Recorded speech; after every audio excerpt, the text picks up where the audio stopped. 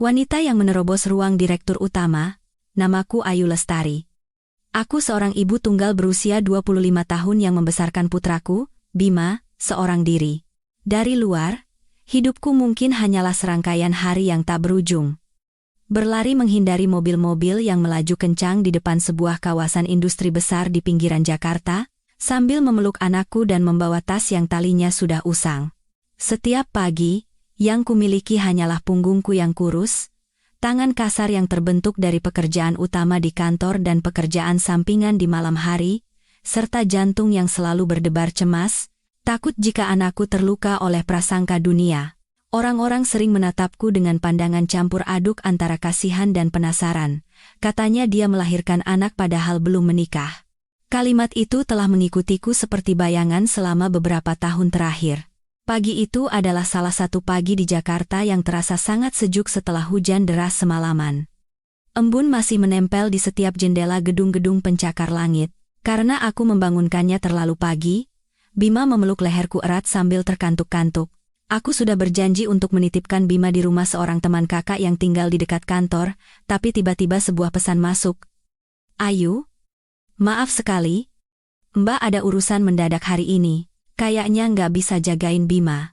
Aku berdiri terpaku di tengah jalan, membaca pesan itu dengan tenggorokan tercekat. Waktu yang tersisa untuk absen masuk kantor hanya 3 menit. Jika aku terlambat sekali lagi, gajiku bisa dipotong. Atau dalam skenario terburuk, aku bisa dipecat. Dengan terpaksa, aku menggendong Bima dan masuk ke dalam gedung kantor. Anakku yang mengantuk menggosok matanya dan melingkarkan lengan mungilnya di leherku seolah takut aku akan menghilang. Aku berjalan cepat melintasi lobi, berusaha menghindari tatapan rekan-rekan kerja yang melirik sambil menyeruput kopi mereka. Jantungku mencelos bahkan hanya dengan mendengar bisikan-bisikan samar. Saat itu, aku hanya bisa berharap Bu Ratna, manajer timku, tidak ada di ruangannya. Namun, takdir seolah menertawakan doaku. Begitu aku melangkahkan kaki ke dalam kantor, suara Bu Ratna yang dingin dan tajam menggema. Ayu Lestari, apa-apaan ini? Kamu pikir ini kantor atau tempat penitipan anak? Aku menundukkan kepala sambil menepuk-nepuk punggung Bima yang mulai terisak. Maaf, Bu. Tadi pagi, orang yang seharusnya menjaga anak saya tiba-tiba ada urusan. Saya tidak sempat mencari pengganti. Bu Ratna melipat tangannya di dada dan menatapku dengan mata tanpa simpati sedikit pun. Kalau tidak sempat, ya seharusnya kamu tidak masuk kerja. Kenapa harus mengganggu orang lain seperti ini? Apa kamu pikir perusahaan menggajimu untuk membawa anak dan bermain-main? Beberapa rekan kerja terdengar tertawa kecil, dan wajahku terasa panas seperti terbakar karena malu. Aku tahu Bu Ratna tidak pernah menyukaiku. Selain karena statusku sebagai ibu tunggal, perusahaan juga sedang dalam proses restrukturisasi, dan aku adalah kandidat utama untuk dipecat. Meski begitu, aku berusaha menjaga ketenanganku dan menundukkan kepala. Bu, tolong beri saya waktu setengah hari. Saya akan segera mencari tempat untuk menitipkan anak saya. Setengah hari? Bulan ini saja sudah 3 kali kamu begini. Kalau terus-terusan mengganggu perusahaan, gajimu akan saya potong. Bu Ratna menyelesaikan kalimatnya, lalu menulis sesuatu di selembar kertas tanpa menatapku lagi. Suara gesekan pulpen di atas kertas menusuk telingaku seperti belati. Bima, yang ketakutan dengan suasana itu, menangis kencang sambil memelukku erat. Aku buru-buru menenangkannya, tetapi semakin aku coba, semakin keras ia menangis. Lalu Bu Ratna berteriak, cepat keluar dari ruangan ini. Jangan ganggu orang yang sedang bekerja. Aku menggigit bibirku begitu keras hingga nyaris berdarah. Aku tidak ingin menangis, tetapi air mata panas terus mengalir, menetes di atas rambut anakku. Rasa pedih yang menyesakkan dada menyelimutiku. Aku bekerja mati-matian, mengambil lembur dan kerja tambahan, hanya untuk membayar sewa kontrakan dan membeli susu formula untuk Bima. Namun, hanya karena tidak menemukan tempat penitipan anak pagi ini, aku diperlakukan seperti pengganggu. Saat itu, sesuatu dalam diriku terasa putus. Seolah-olah semua kepedihan yang menumpuk selama bertahun-tahun meledak, menyingkirkan semua rasa takut. Aku menyeka air mataku, membenahi posisi Bima dalam gendonganku, dan berdiri tegak. Baik. Saya akan keluar. Tapi sebelum keluar, Aku menarik napas dalam-dalam. Saya ingin bertemu dengan Bapak Baskara Aditama, Direktur Utama. Seluruh kantor terdiam. Bu Ratna mendengus. Kamu pikir Pak Direktur itu orang yang bisa ditemui siapa saja sesukamu? Kamu itu siapa? Aku berbalik sambil tetap menggendong Bima, dan dengan suara bergetar namun jelas, aku berkata, saya hanya ingin berbicara dengan orang yang punya wewenang untuk memutuskan apakah karyawan seperti saya pantas diperlakukan seperti sampah. Seseorang bergumam pelan. Nekat sekali dia. Aku tidak menoleh ke belakang. Aku langsung berjalan menuju lift. Jantungku berdebar kencang, tetapi langkahku tidak berhenti. Bima menyandarkan wajahnya di bahuku sambil terisak pelan. Aku menepuk punggungnya. Tidak apa-apa, Bima. Ibu janji tidak akan membiarkan kita diremehkan lagi. Ketika pintu lift di lantai 15, lantai para eksekutif, terbuka, aku sempat ragu sejenak. Pintu kayu jati berwarna coklat tua di hadapanku tampak begitu besar dan dingin, membuat siapapun merasa kecil. Tapi aku tidak punya tempat lagi untuk mundur. Aku mengetuk pintu. Masuk, terdengar suara pria yang rendah namun tegas. Aku membuka pintu dan melangkah masuk. Baskara Aditama sedang berdiri di dekat jendela. Cahaya dari luar memantul, membuat wajahnya tampak tegas sekaligus sulit ditebak. Ia berbalik dan sedikit mengernyitkan dahi saat melihatku dengan rambut berantakan, pakaian kusut, menggendong seorang anak yang memegang boneka usang. Ada apa? Tanyanya. Aku menelan ludah, memeluk Bima lebih erat. Saya karyawan dari tim administrasi. Jika perusahaan tidak mengizinkan saya menitipkan anak saya walau hanya sementara, saya siap menerima hukuman apapun sesuai peraturan. Tapi saya tidak bisa menerima jika martabat saya diinjak-injak. Sedikit kilat keterkejutan melintas di matanya.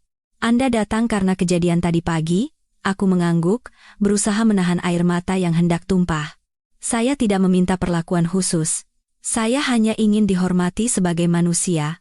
Bima menatapku dan berkata dengan suara kecil, Ibu, jangan nangis.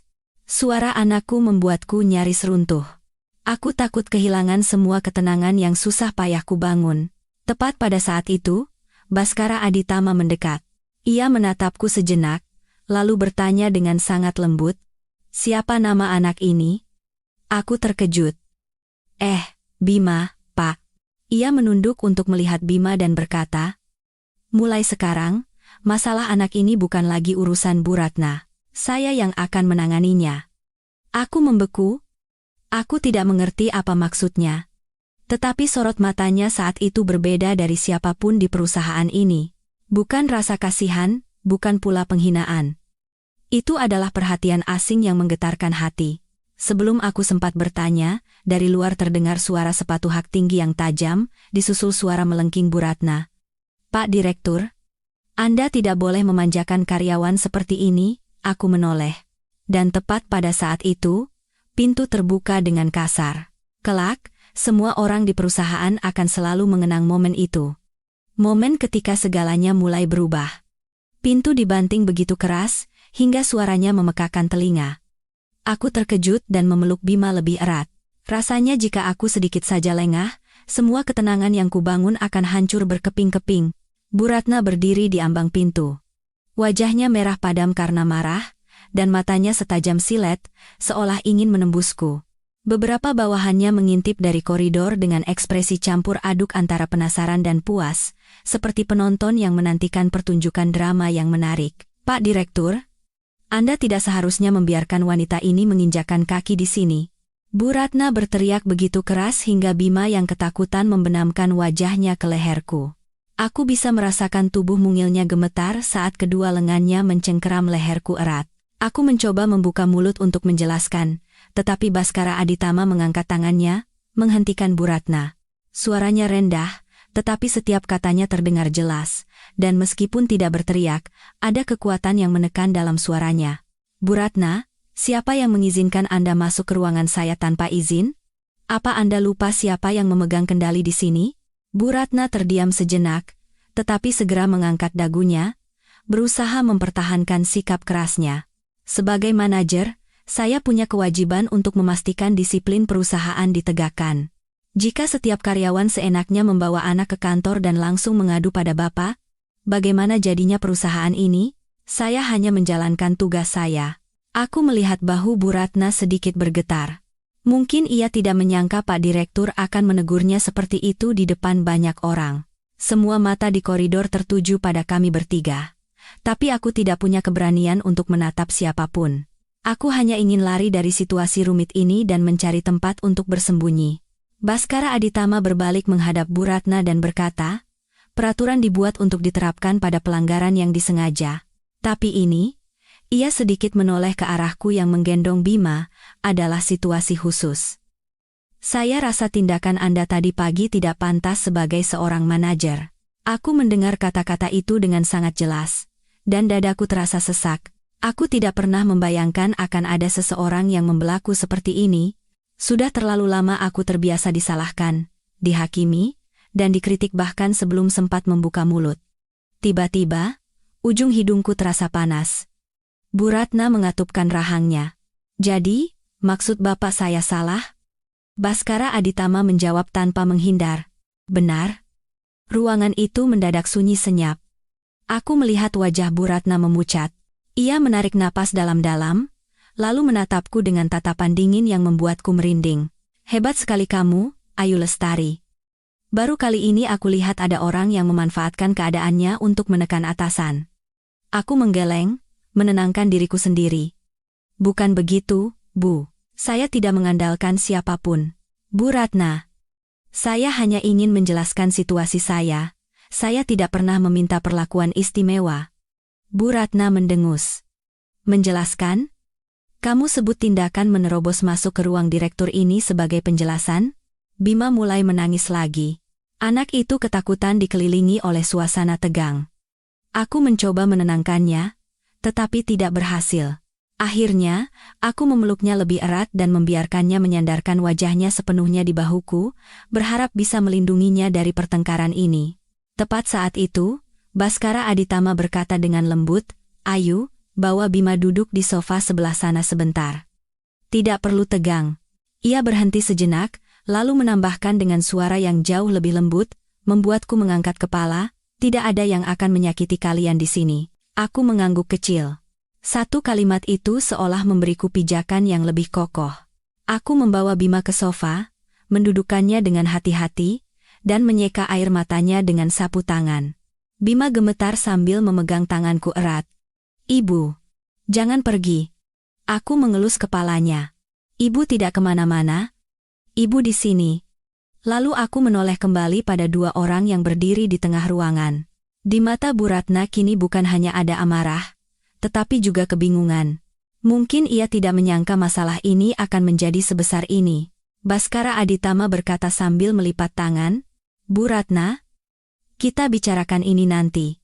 Sekarang, biarkan Ayu istirahat sebentar. Bu Ratna melangkah maju. Jadi, Bapak mau mengusir saya? Bukan. Katanya tenang. Saya hanya ingin Anda menenangkan diri. Bu Ratna tersenyum sinis. Lalu menatapku untuk terakhir kalinya. Tatapan itu tajam dan mengandung ancaman tersembunyi. Aku tahu arti tatapan itu, sebuah pertanda bahwa kehidupanku di perusahaan ini tidak akan mudah. Tapi yang tidak kuduga adalah, setelah Bu Ratna keluar dan pintu tertutup, Baskara Aditama menghela napas panjang, melepaskan kacamatanya ke atas meja, dan berkata pelan, Jangan takut. Aku membeku sejenak. Iya, Pak. Saya tidak takut, jawabku. Meskipun suaraku bergetar, bahkan di telingaku sendiri, ia menatapku. Tatapannya kini jauh lebih lembut. Kamu membesarkan anak sendirian? Aku mengangguk. Tidak berat? Tanyanya begitu pelan, hingga aku ragu apakah aku salah dengar. Aku menggigit bibirku. Bahagia, tapi juga sepi dan seringkali berat. Kadang saya tidak tahu apakah yang saya lakukan sudah benar, tapi saya tahu saya tidak bisa berhenti. Ia terdiam, tampak berpikir, pandangannya beralih keluar jendela, dan sinar matahari sore menyinari wajahnya yang serius. Luar biasa, katanya perlahan. Tidak semua orang bisa sekuat dirimu. Dadaku terasa hangat, seolah seseorang meletakkan tangannya di sana. Aku menunduk. Bapak terlalu memuji. Saya hanya ingin mempertahankan pekerjaan ini demi anak saya. Mulai hari ini, ia memotong ucapanku dengan lembut namun tegas, perusahaan yang akan membantumu, saya akan membuat aturan agar kamu bisa mendapat dukungan saat ada situasi darurat. Supaya kamu tidak perlu berlari-lari panik sambil menggendong anakmu seperti tadi. Aku mengangkat kepala dengan ekspresi bingung. Kenapa saya mendapat perlakuan khusus? Saya hanya karyawan biasa. Karena tidak ada seorang pun yang boleh diremehkan secara tidak adil, hanya karena mereka berusaha hidup dengan jujur. Ia menyimpulkan, lalu berjalan ke pintu dan membukanya. Ayu, bawa Bima pulang hari ini, kembalilah bekerja setelah hatimu tenang. Aku berdiri sambil menggendong Bima. Begitu pintu terbuka, tatapan orang-orang di koridor tertuju padaku. Bukan lagi tatapan kasihan, melainkan campuran antara keheranan, curiga, dan sesuatu yang tak bisa kujelaskan. Aku menunduk dan berjalan menyusuri koridor. Hatiku terasa lebih ringan, tetapi kekhawatiran akan hari-hari mendatang juga menyertainya. Namun, ketika aku sampai di ujung koridor, aku mendengar seseorang memanggil pelan dari belakang. Ayu Lestari, aku menoleh. Baskara Aditama berdiri beberapa langkah di belakangku. Tatapannya masih serius, tetapi tidak dingin. Kamu hebat, katanya singkat, tetapi jantungku berdebar kencang. Aku hanya bisa menunduk dan menjawab, terima kasih, Pak. Lalu aku berjalan menuju lift sambil menggendong Bima. Saat pintu perlahan tertutup, wajahku yang lelah terpantul di permukaannya, tetapi untuk pertama kalinya setelah sekian lama, ada seberkas cahaya samar di kedalaman mataku. Aku tidak tahu apa yang menantiku di depan, tetapi satu hal yang pasti, hari itu, hidupku telah berbelok ke arah yang sama sekali berbeda. Sejak hari aku menerobos masuk ke ruang direktur sambil menggendong Bima, seluruh perusahaan seolah melihatku dengan cara yang berbeda. Sebagian orang terheran-heran, sebagian curiga, dan sebagian lagi memperlakukanku dengan hati-hati seolah aku adalah bom waktu yang bisa meledak kapan saja. Malam itu, setelah pulang ke kontrakan, aku hanya bisa menatap Bima yang tertidur lelap. Bulu matanya yang lentik bergetar setiap kali ia bernapas, dan di wajah mungilnya masih ada sisa jejak air mata yang mengering. Aku mengelus dahinya sambil bertanya pada diri sendiri, apakah tindakanku, menerobos tempat yang bahkan karyawan senior pun segan mendekatinya, adalah hal yang benar? Apakah itu sebuah keteguhan hati? Atau hanya perlawanan naluriah seorang ibu yang terpojok? Keesokan harinya, aku menitipkan Bima sebentar pada ibu pemilik kontrakan dan berangkat ke kantor lebih pagi dari biasanya. Aku ingin menghindari semua tatapan, tetapi begitu masuk lobi, aku mendengar seseorang berbisik. Itu Ayu. Katanya kemarin dia sampai masuk ke ruang direktur. Orang lain menimpali, Bu Ratna memang keterlaluan sih. Tapi ku dengar Pak Direktur membelanya habis-habisan, jangan-jangan ada hubungan khusus, aku menunduk dan berjalan cepat. Setiap kata terasa seperti duri yang menusuk kulitku. Tidak sakit hingga berdarah, tetapi cukup untuk menimbulkan rasa tidak nyaman yang menusuk. Dulu dan sekarang, yang paling kutakuti bukanlah kerasnya hidup, melainkan pandangan orang lain. Tepat saat aku meletakkan tasku di meja, Bu Ratna masuk ke ruangan. Udara seketika menjadi tegang seperti senar gitar yang ditarik kencang. Aku refleks berdiri, dan rekan-rekan lain pura-pura sibuk sambil menghindari kontak mata. Bu Ratna mengedarkan pandangannya ke seluruh ruangan, lalu mengunci tatapan dinginnya padaku. Ayu Lestari, ikut saya ke ruang rapat. Aku menelan ludah. Baik, Bu. Suaranya begitu tajam. Tak perlu penjelasan lebih lanjut. Aku tahu pembicaraan itu tidak akan menyenangkan. Aku berjalan di belakang Bu Ratna. Setiap langkah terasa berat, jantungku berdebar kencang di dalam dada. Bu Ratna membuka pintu ruang rapat, lalu berbalik dan menutupnya. Rasanya seperti aku sedang memasuki ruang sidang. Begitu pintu tertutup, Bu Ratna melipat tangannya dan menatapku dari ujung kepala hingga ujung kaki.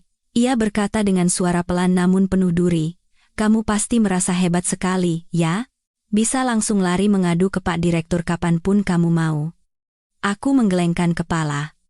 "Bukan begitu, Bu. Kemarin saya hanya ingin menunjukkan eksistensimu, kan?" potongnya. "Membuktikan betapa menyedihkannya dirimu supaya dapat perlakuan istimewa." "Ayu, Kamu lupa ini di mana? Ini perusahaan. Bukan panti sosial. Aku menggigit bibir, berusaha tetap tenang. Saya tidak pernah meminta perlakuan istimewa, Bu. Kemarin saya hanya ingin didengarkan. Didengarkan? Bu Ratna tersenyum sinis. Mentang-mentang dibela Pak Direktur, kamu jadi merasa besar kepala? Kudengar Pak Baskara bahkan sampai meminta tim HRD memberimu dukungan khusus. Lihat. Kan? Gara-gara kamu satu, berapa banyak orang yang jadi repot. Aku tidak bisa menjawab apa-apa, hanya menatap meja. Tapi Bu Ratna tidak berhenti. Dengar baik-baik. Ayu. Mulai hari ini, pekerjaanmu adalah urusanmu sendiri. Jangan pikir karena ada Pak Direktur di belakangmu, kamu bisa seenaknya. Di perusahaan ini, yang mengawasimu secara langsung itu saya. Kalau kamu berbuat salah, saya punya hak untuk melaporkan dan meminta sanksi untukmu. Aku mengepalkan tanganku hingga memutih, tetapi suaraku tetap berusaha sopan. Baik, Bu. Saya mengerti. Bu Ratna menatapku lebih lama. Matanya penuh prasangka. Kalau sudah mengerti, lakukan dengan benar. Sekali lagi kamu membuat keributan di perusahaan ini, jangan salahkan saya. Setelah selesai bicara, ia membuka pintu dan pergi. Aku berdiri di ruang rapat itu beberapa detik lebih lama, terengah-engah seperti orang yang baru saja diselamatkan dari air. Kata-kata Bu Ratna seperti pisau yang menggores hatiku. Tapi aku harus bertahan, aku seorang ibu. Aku tidak boleh hancur. Saat kembali ke ruangan, keheningan yang aneh menyelimuti. Semua orang menunduk ke monitor, tetapi pandangan mereka sesekali melirik ke arahku. Aku duduk di kursiku dan menarik napas dalam-dalam, berjanji pada diri sendiri untuk fokus pada pekerjaan dan tidak terpengaruh oleh hal lain. Namun, saat aku membungkuk untuk mengambil berkas, interkom di mejaku berdering. Aku terkejut. Di layar tertulis dua kata. Ruang direktur. Aku mengangkat gagang telepon dengan perasaan gamang. Halo? Dengan Ayu. Suara Pak Baskara terdengar lebih lembut dari kemarin. Ayu, bisa naik ke ruangan saya sebentar? Ada yang perlu didiskusikan. Jantungku terasa mencelos. Semua mata di ruangan itu seolah tahu siapa yang menelepon dan kini tertuju padaku. Aku mengangguk, meskipun tahu ia tidak bisa melihatnya. Baik, Pak. Saya akan segera ke sana. Aku berdiri dari kursi. Semua orang di ruangan menunduk ketumpukan berkas mereka, tetapi jelas tidak ada yang benar-benar fokus. Aku berusaha berjalan dengan tenang, meskipun kakiku sedikit gemetar. Baru setelah pintu ruang direktur tertutup di belakangku, aku bisa menghela napas lega. Pak Baskara sedang berdiri di depan mejanya, membolak-balik beberapa lembar kertas. Ia melihatku dan memberi isyarat untuk duduk. Aku menunduk sedikit dan duduk. Untuk menyembunyikan kegugupanku, aku menautkan kedua tanganku. Ayu. Ia memulai. Tadi pagi di tim administrasi, tidak ada yang menyulitkanmu, kan? Aku buru-buru menggeleng. Tidak, Pak. Bu Ratna hanya mengingatkan kembali tentang peraturan. Tatapannya seolah menembus perkataanku. Kamu sedang melindunginya? Saya tidak bisa mengatakan hal yang berbeda dari kenyataan, Pak. Saya hanya tidak ingin membuat masalah lagi. Ia terdiam beberapa saat, lalu bertanya pelan. Kamu takut? Aku menunduk. Jujur saja. Sedikit. Pak, tapi saya bisa menahannya. Saya hanya khawatir ini akan mempengaruhi pekerjaan saya. Saya membesarkan Bima sendirian, jadi saya tidak ingin kehilangan pekerjaan ini. Ia bersandar di kursinya. Sorot matanya menjadi lebih lembut. Tidak ada yang akan memecatmu. Kejadian kemarin, seperti yang kukatakan, bukan salahmu. Menjadi tanggung jawabku untuk memastikan kamu mendapat perlakuan yang adil. Aku menggigit bibir, terima kasih, Pak. Tapi saya hanya ingin rekan-rekan lain membiarkan saya bekerja seperti biasa. Ia mengangguk kecil, seolah mencamkan kata-kata itu. Sesaat kemudian, ia meletakkan setumpuk kertas di depanku. Ini jadwal kerja yang baru. Jika ada kesulitan mendadak seperti kemarin, laporkan langsung ke HRD atau kirim pesan padaku. Aku bingung. Telingaku terasa panas. Kenapa harus ke Bapak? Saya takut merepotkan. Ia menatapku, sudut bibirnya sedikit terangkat, nyaris seperti senyuman. Tidak akan merepotkan. Tidak setiap hari ada orang yang datang ke ruanganku sambil menggendong anak untuk menuntut keadilan. Wajahku memerah. Ucapannya ringan, tetapi cukup untuk membuat hatiku kalut. Lalu, ia mengajukan pertanyaan yang sama sekali tidak kuduga. Bagaimana keadaan Bima hari ini? Aku langsung mengangkat kepala. Oh, dia sudah lebih baik, Pak. Hanya semalam tidurnya sedikit gelisah. Tatapannya melembut. Suasana kemarin memang terlalu tegang. Wajar kalau dia kaget, tapi anak-anak cepat lupa. Jadi jangan terlalu khawatir. Aku mengangguk kecil. Entah kenapa, saat itu aku merasa lebih mudah bernapas. Rasanya seolah aku tidak lagi sendirian melawan seluruh dunia. Orang dengan jabatan setinggi itu mau mendengarkan cerita-cerita kecil yang bahkan tidak berani kukatakan pada siapapun. Saat aku hendak berdiri, memberi salam, dan pergi, ia menambahkan satu kalimat lagi, "Kalau ada apa-apa, katakan saja." Aku menjawab sangat pelan, "Baik, Pak." Tetapi saat melangkah keluar ruangan, jantungku kembali berdebar kencang. Untuk pertama kalinya dalam beberapa tahun, aku merasakan kehangatan dari seseorang yang tulus mengkhawatirkanku. Setelah dipanggil berbicara dengan Pak Baskara, aku kembali ke mejaku. Hatiku lebih tenang, tetapi di sisi lain, kecemasan belum sepenuhnya hilang. Tatapan di kantor masih tertuju padaku, meskipun kini rasanya berbeda. Bukan lagi ejekan atau rasa ingin tahu, melainkan kehati-hatian, keheranan, dan sedikit rasa tidak nyaman. Aku tahu alasannya. Semua orang pasti berpikir aku tiba-tiba mendapat perlakuan istimewa. Tapi hanya aku yang tahu bahwa semua ini berawal dari momen keputusasaan saat aku berlari ke lantai 15 sambil menggendong anakku. Siang itu, saat aku hendak membuka kotak bekal, Mbak Susan, seorang senior di timku, menarik kursinya dan duduk di sebelahku. Mbak Susan usianya tidak jauh berbeda dariku, orangnya pendiam tapi bijaksana. Melihatku sedikit terkejut, ia tersenyum kecil.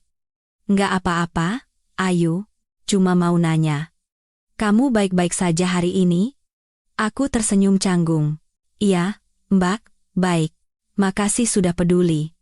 Mbak Susan menatapku sejenak, lalu berkata, "Kejadian kemarin memang seharusnya tidak terjadi. Bu Ratna keterlaluan." Ia lalu membuka kotak bekalnya sendiri. "Tapi kamu juga harus hati-hati, Yu. Bu Ratna itu orangnya pendendam, apalagi kejadian kemarin disaksikan banyak orang. Dia pasti menyimpannya di hati." Aku mengangguk kecil, hatiku terasa berat. "Iya, Mbak, saya tahu." "Pak Baskara sampai turun tangan begitu itu jarang sekali loh," lanjut Mbak Susan pelan. "Beliau itu terkenal sangat tegas. Bukan tipe yang peduli dengan urusan kecil karyawan, mungkin beliau mengerti posisimu." Aku tidak tahu harus menjawab apa dan hanya terdiam. Sejak semalam, tatapan matanya terus terbayang. Tidak lagi dingin seperti pertemuan pertama, tidak juga ringan. Seperti tatapan seseorang yang sudah terlalu lama mendengar kisah hidupnya sendiri, dan akhirnya berhenti sejenak untuk mendengarkan ketika seseorang memberanikan diri mengatakan yang sebenarnya. Saat sedang makan, interkom di mejaku berdering lagi. Aku terkejut, dan meskipun berusaha menyembunyikannya, tanganku sedikit gemetar. Di layar tertulis, "Ruang Direktur." Seluruh kantor terasa membeku. Aku mengangkat gagang telepon, "Halo." Dengan Ayu. Suaranya masih rendah, tetapi lebih hangat dari kemarin. "Ayu, bisa turun ke lobi sebentar? Ada yang perlu saya sampaikan." Aku bahkan tidak berani mengangkat kepala, takut bertemu pandang dengan orang lain. "Baik, Pak, saya segera ke sana." Aku meletakkan gagang telepon dan berdiri. Di kantor, tidak ada yang bicara, tetapi udaranya terasa berat, lembab, dan tidak menyenangkan seperti musim hujan. Aku berjalan cepat dengan kepala tertunduk. Aku tidak pernah membayangkan akan bertemu Pak Direktur di lobi kantor pada jam kerja. Namun, saat aku tiba di bawah, ia sudah berdiri di dekat pintu kaca. Di atas sofa, ada sebuah kotak kardus besar. Ia mengenakan kemeja putih dengan lengan yang digulung rapi. Wajahnya serius, tetapi sorot matanya anehnya lembut. "Ayu, kemari," katanya saat melihatku mendekat. Aku menghampirinya dengan sedikit ragu. "Iya, Pak. Ada apa?" Ia menunjuk ke kotak kardus. Ini mainan anak-anak dan beberapa perlengkapan. Saya minta orang menyiapkannya semalam. Kalau perlu, bawa saja ke ruanganmu, supaya Bima punya mainan saat istirahat atau kalau ada keadaan darurat. Perusahaan tidak melarang karyawan yang berada dalam situasi sulit. Hanya saja selama ini tidak ada yang berani bicara. Aku berdiri membeku. Tidak pernah terbayangkan olehku orang dengan jabatan setinggi itu akan memikirkan hal-hal sekecil ini. Selama ini aku hanya dimarahi, diusir, dan diperlakukan seperti beban, tetapi tidak pernah ada yang berbicara padaku dengan suara tenang dan penuh pengertian seperti ini. Pak, kenapa sampai begini? Saya kan hanya karyawan biasa. Dan juga seorang ibu yang hanya punya keteguhan hati, potongnya lembut, saya menghargai itu. Aku merasa mataku akan basah, jadi aku cepat-cepat menunduk. Terima kasih, Pak. Ia menatapku sejenak, lalu menambahkan, Ayu, jangan salah paham. Saya melakukan ini bukan karena kasihan, saya hanya berpikir anak-anak tidak seharusnya terseret dalam tekanan yang dihadapi orang dewasa. Aku berkata dengan suara bergetar. Iya, Pak. Saya mengerti. Angin yang masuk dari celah pintu meniup rambutku. Ia tampak ingin mengatakan sesuatu lagi, tetapi akhirnya hanya menghela napas ringan. Sudah, sekarang kembali bekerja. Kalau ada masalah, laporkan. Aku menunduk hormat, lalu membawa kotak itu naik. Setiap langkah terasa seperti melayang di udara. Aku takut orang-orang salah paham, tetapi aku sendiri tidak tahu apa nama perasaan yang muncul di hatiku ini. Hangat, sekaligus membingungkan. Saat aku masuk ke ruangan, semua orang terdiam. Aku tahu aku harus mengatakan sesuatu untuk menghindari kecurigaan. Ini fasilitas dari perusahaan untuk karyawan yang punya anak kecil? Kataku. Berusaha setenang mungkin meskipun tanganku masih sedikit gemetar. Seseorang menggigit bibir, yang lain melirik ke arah Bu Ratna. Bu Ratna melirikku sekilas, lalu segera membuang muka. Wajahnya lebih dingin dari pagi tadi. Aku tahu ia tidak akan membiarkan ini berlalu begitu saja. Sorenya, dugaanku benar. Bu Ratna memanggilku ke ruangannya. Begitu masuk, aku merasakan tatapannya yang lebih tajam dari biasanya, seolah menembus setiap helaan napasku. Ayu Lestari, katanya pelan. Saya tidak peduli apa hubunganmu dengan Pak Direktur. Tapi jangan bawa urusan pribadi ke kantor. Kali ini Pak Baskara mungkin bersimpati padamu, tapi tidak ada jaminan lain kali akan sama. Aku menjawab pelan, baik, Bu. Saya dan Pak Direktur tidak punya hubungan apapun selain atasan dan bawahan. Kejadian hari ini hanya bantuan sesuai kebijakan perusahaan. Saya tidak berani mengharapkan lebih. Bu Ratna tertawa sinis. Lebih enak berpikir begitu. Ya, tapi ingat satu hal. Di perusahaan ini, Pak Baskara hanya berbicara dengan orang yang benar-benar ia pedulikan. Aku terdiam di tempat. Kata-kata itu tidak menusuk dengan keras, tetapi menancap sangat dalam. Saat pulang, aku menggendong Bima dengan satu tangan. Dan tangan lainnya membawa tas berisi mainan baru pemberian Pak Direktur. Udara Jakarta menjelang malam terasa sejuk, tetapi di sekitarku, ada sesuatu yang perlahan menghangat. Sesampainya di kontrakan, Bima berlarian sambil tertawa-tawa dengan mainan barunya, dan aku ikut tersenyum melihatnya. Namun di tengah senyuman itu, aku merasakan kecemasan yang samar. Apakah besok, atau lusa, aku masih bisa bertahan di perusahaan ini? Apakah perhatian Pak Direktur hanya sementara, atau semua yang dikatakannya tulus? Aku memandang Bima yang memeluk boneka barunya, lalu beralih ke dinding kusam kontrakan kecil ini. Aku tahu hidup kami masih penuh tantangan. Tapi setidaknya hari ini, aku melihat satu hal yang sudah lama tidak berani kupercaya, bahwa di dunia ini, ada seseorang yang benar-benar melihat dan memahami kelelahanku. Aku mengelus kepala Bima dan menghela napas pelan. Babak baru dalam hidupku mungkin dimulai dari sana. Selama beberapa hari berikutnya, aku berusaha untuk tidak menarik perhatian. Aku tetap datang tepat waktu, bekerja seperti biasa, dan mencoba menyembunyikan gejolak di hatiku. Aku masih Ayu, karyawan yang pendiam dan rajin, yang berjuang setiap hari untuk membesarkan anaknya. Tetapi jauh di lubuk hatiku, aku tahu segalanya tidak lagi sama. Setiap tatapan, setiap ucapan yang dilontarkan tanpa sengaja, setiap gestur kecil, membuatku merasa seperti berjalan di atas jembatan tipis. Sedikit saja miring, aku bisa jatuh. Terutama setelah Pak Baskara secara terbuka mendukungku di depan semua orang. Terkadang aku merasa diperhatikan, tetapi lebih sering aku merasa takut. Takut orang salah paham, takut pada tatapan Bu Ratna setiap kali aku melewati mejanya, takut pada bisikan-bisikan saat jam istirahat, dan yang terpenting, takut pada diriku sendiri yang mulai terlalu memikirkan seseorang yang seharusnya tidak kupikirkan. Sore itu, saat aku sibuk merapikan materi untuk rapat mingguan, interkom berdering. Kali ini bukan dari ruang direktur, melainkan dari ruang rapat di lantai 5, tempat Bu Ratna berada. Aku mengangkat gagang telepon dengan suara setenang mungkin. Halo, dengan Ayu. Ayu, segera turun ke ruang rapat sekarang. Suara Bu Ratna dingin dan tajam, tidak perlu penjelasan lebih. Aku tanpa sadar menggenggam pulpenku erat. Baik. Bu, saya segera ke sana. Ketika aku masuk ke ruang rapat, Bu Ratna sudah berdiri di depan papan presentasi, dikelilingi beberapa anggota tim yang duduk. Udaranya terasa berat seperti batu.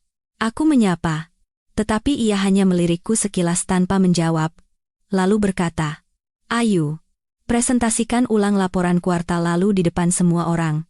Kalau benar, bagus. Kalau salah, kamu yang tanggung jawab. Aku sedikit gemetar. Baik, Bu.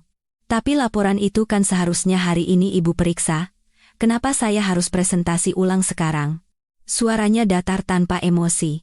Aku tahu ia sedang mencoba menjebakku, tetapi aku tidak punya pilihan. Aku menarik napas ringan, berdiri, membuka materi, dan mulai presentasi. Aku berusaha tidak gemetar, berbicara dengan jelas dan perlahan. Aku tahu jika aku salah sedikit saja, Bu Ratna akan langsung memanfaatkannya untuk menjatuhkanku. Tetapi saat aku baru setengah jalan, pintu ruang rapat tiba-tiba terbuka. Pak Baskara masuk. Semua orang di ruangan itu sontak berdiri dan menunduk. Wajah Bu Ratna langsung memucat, seolah seseorang mencekik lehernya. Ia mengedarkan pandangannya, lalu menatapku. Tatapannya hanya sekilas, tapi cukup untuk membuat jantungku bergetar. Duduk saja. Saya hanya ingin memeriksa perkembangan. Bu Ratna segera mendekat. Pak Direktur, ini hanya rapat internal tim kami, tidak ada yang penting. Saya tahu. Suaranya lembut tapi berwibawa.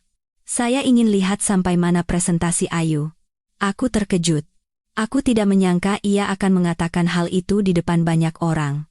Beberapa pasang mata di ruangan itu langsung tertuju padaku. Bukan lagi rasa ingin tahu, melainkan campuran rasa tidak nyaman dan iri.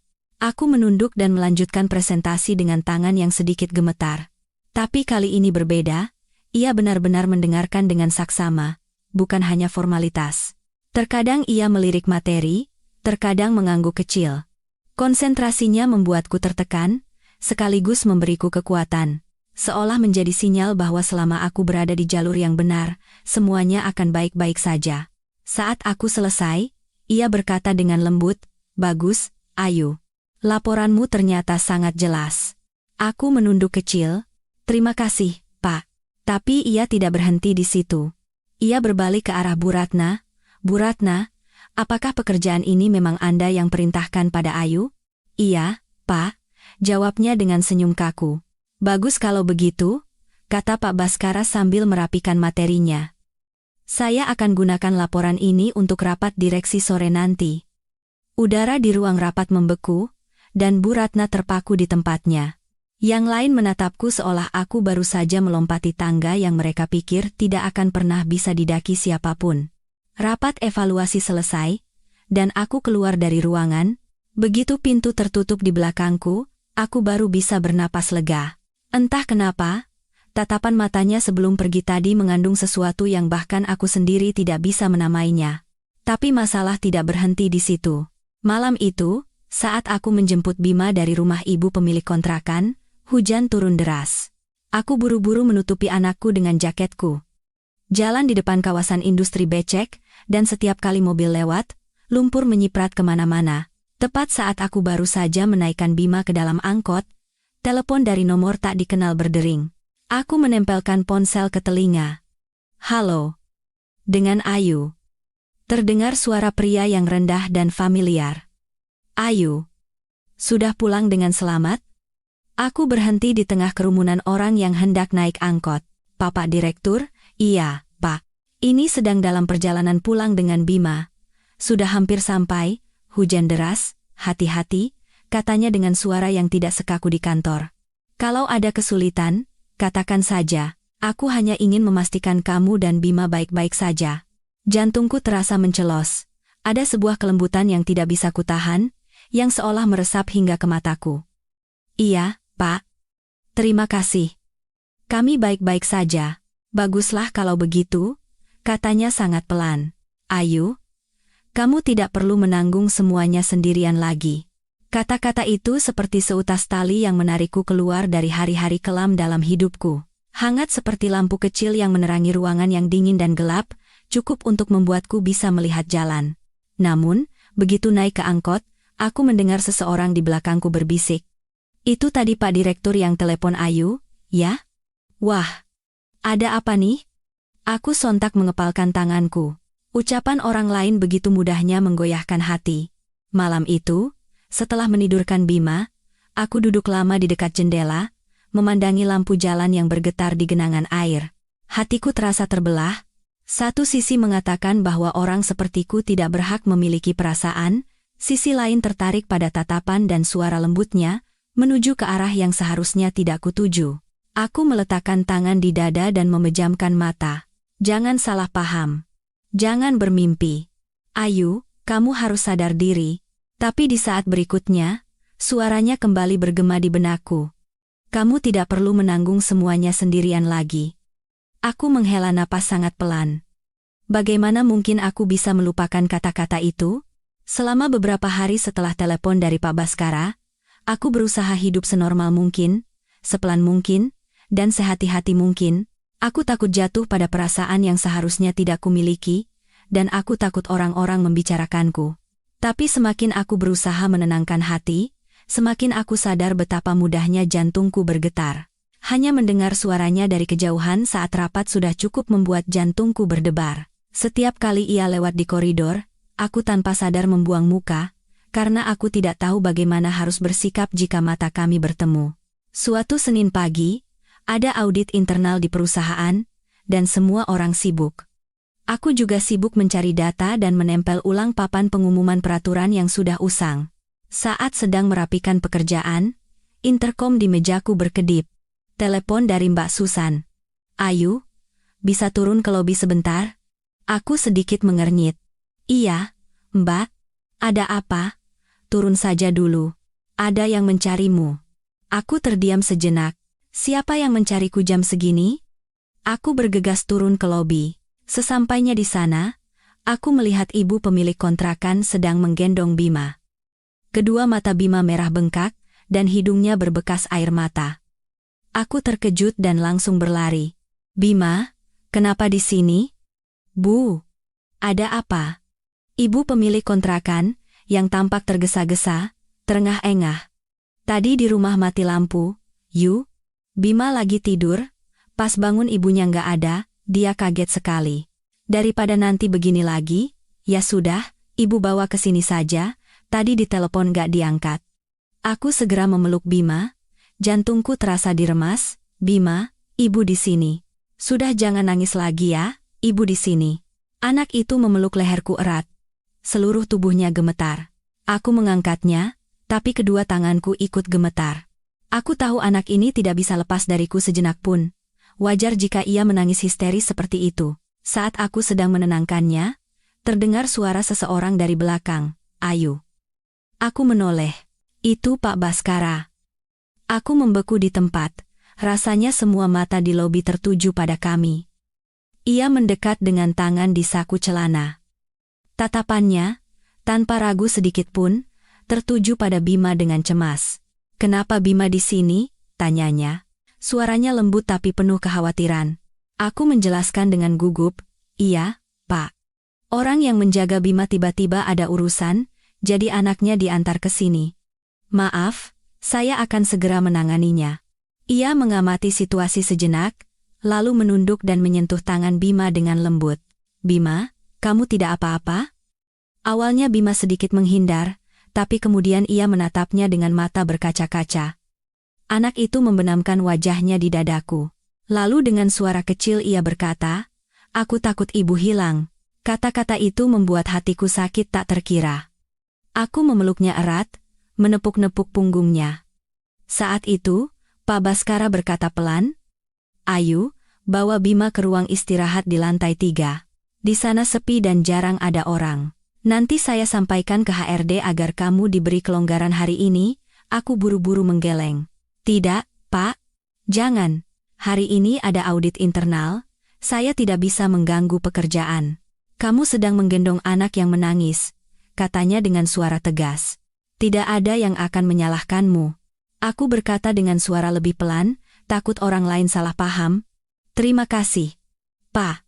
Tapi saya bisa menanganinya sendiri. Saya akan membawanya ke ruang istirahat sebentar saja." Ia menatapku lama seolah ingin mengatakan sesuatu, tetapi akhirnya mengangguk. "Baiklah. Tapi kalau butuh apa-apa, telepon saya." Aku tidak berani menatapnya lama-lama dan menunduk. "Baik, Pak."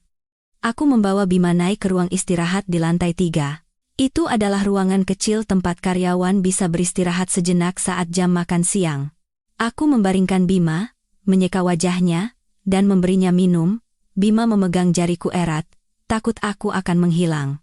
Aku duduk di sebelahnya cukup lama. Saat anak itu mulai terkantuk-kantuk di pelukanku, aku mengangkat kepala. Sinar matahari yang masuk dari jendela membentuk garis-garis kuning di lantai. Entah kenapa, saat itu tenggorokanku tercekat. Selama membesarkan anak sendirian dan melalui begitu banyak ketakutan, aku sudah terlalu terbiasa bertahan hingga lupa rasanya saat seseorang bertanya, "Kamu tidak apa-apa?" Tepat saat itu, ponselku bergetar.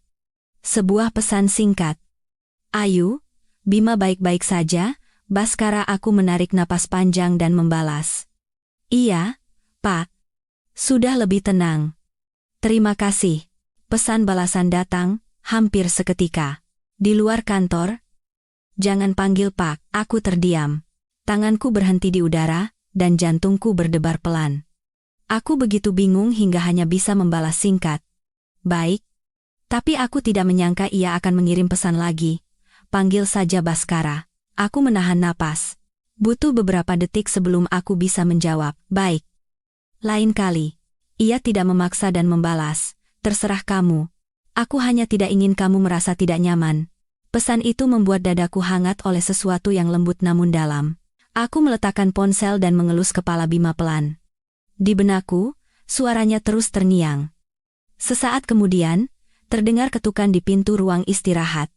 Aku terkejut, mengira itu petugas HRD. Tapi saat membuka pintu, aku melihat sosok yang kukenal. Pak Baskara berdiri di ambang pintu. Ia melirikku, lalu melirik Bima yang tertidur di sofa. Suaranya rendah dan lembut.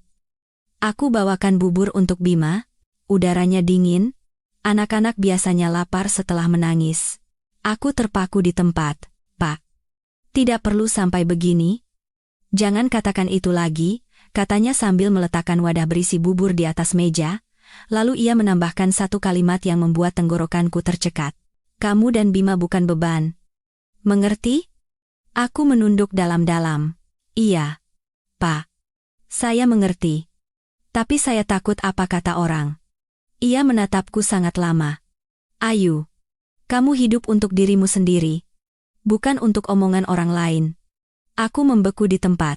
Rasanya seperti seseorang menarik ujung bajuku, mengangkatku dari hari-hari berat yang selama ini membebaniku. Ia mundur selangkah dan berkata pelan, "Aku kembali ke ruang rapat. Kalau Bima bangun, beri dia makan." Turunnya pelan-pelan saja. "Baik, Pak. Terima kasih." Ia mengangguk kecil dan berbalik. Pintu tertutup. Aku menatap gagang pintu itu cukup lama.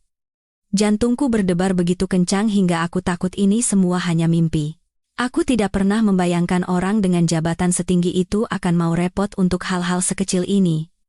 Tidak pernah ada orang yang masuk ke dalam hidupku dengan begitu lembut dan penuh perhatian. Tapi justru karena itulah aku semakin takut. Takut aku akan goyah, takut aku salah paham.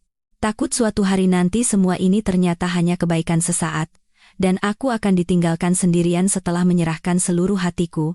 Aku menarik napas dalam-dalam dan berjanji pada diri sendiri, "Ayu, Jangan bermimpi. Jangan jadi lemah. Jangan tersesat karena siapapun. Tapi betapa lemahnya janji itu terdengar. Karena pada saat itu, sosoknya yang berdiri di depan pintu ruang istirahat sambil membawa semangkuk bubur telah terukir di hatiku sebagai sesuatu yang lembut dan tak terhapuskan. Malam itu, setelah Pak Baskara membawakan bubur langsung ke ruang istirahat, aku hampir tidak bisa tidur. Bukan karena takut, melainkan karena perasaan yang tak bisa kutangkap, yang mengalir pelan namun tak henti-hentinya seperti air bawah tanah di dalam hatiku. Aku menatap langit-langit kamar, mendengarkan suara kipas angin tua yang berderit. Bima tertidur lelap sambil memeluk lenganku. Setiap kata yang diucapkan Pak Baskara, setiap tindakannya, terus berputar di benakku seperti film yang diputar lambat. Aku mencoba membalikan badan menghadap dinding untuk lari dari perasaanku, tapi semakin aku lari, semakin jelas semuanya terasa. Keesokan paginya, aku tiba di kantor lebih awal dari biasanya. Aku ingin menghindari semua tatapan, tetapi begitu masuk lobi, aku mendengar seseorang berbisik. "Lihat, itu Ayu. Kemarin katanya Pak Direktur sendiri yang membawakan makanan untuk anaknya," orang lain berdecak. Pantas saja Bu Ratna marah besar. Aku menunduk dan berjalan cepat.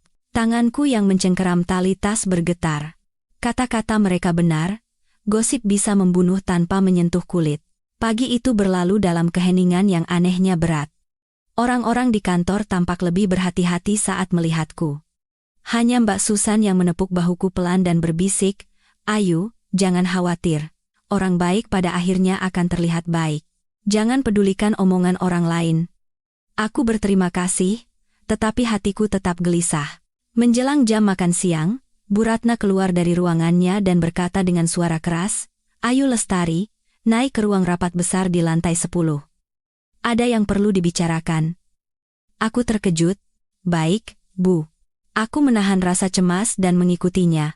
Saat pintu ruang rapat di lantai 10 terbuka, aku tidak melihat suasana rapat yang tegang seperti biasanya. Sebaliknya, aku melihat 2 orang dari tim HRD, 1 orang dari tim keuangan, dan yang mengejutkan, Pak Baskara yang sedang berdiri di dekat jendela sambil membaca dokumen. Aku begitu kaget hingga berhenti di tempat. Pak Baskara mengangkat kepalanya, dan tatapannya melembut sejenak. "Ayu, masuk." Jantungku mencelos.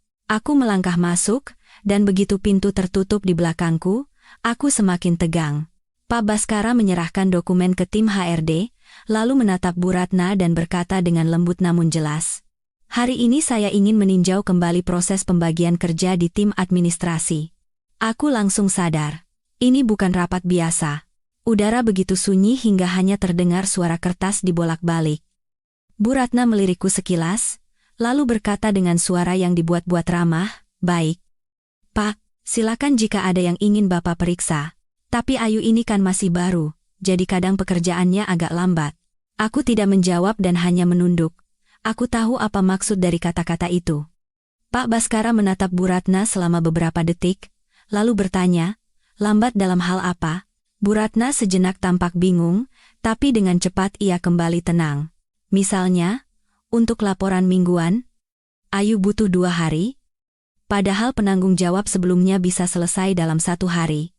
Petugas HRD menatapku, dan aku terpaksa mengatakan yang sebenarnya. "Iya, Pak. Itu karena saya harus merapikan arsip di kantor baru dan mempelajari kembali prosesnya." "Apakah kamu sudah menjelaskan alasannya?" tanya Pak Baskara padaku, meskipun tatapannya tertuju pada Bu Ratna. Aku menjawab dengan jujur, "Sudah, Pak. Saya sudah sampaikan dengan jelas bahwa saya butuh waktu untuk beradaptasi." Pak Baskara mengangguk kecil, lalu berdiri tegak. Suaranya menjadi lebih rendah dan tajam dari biasanya.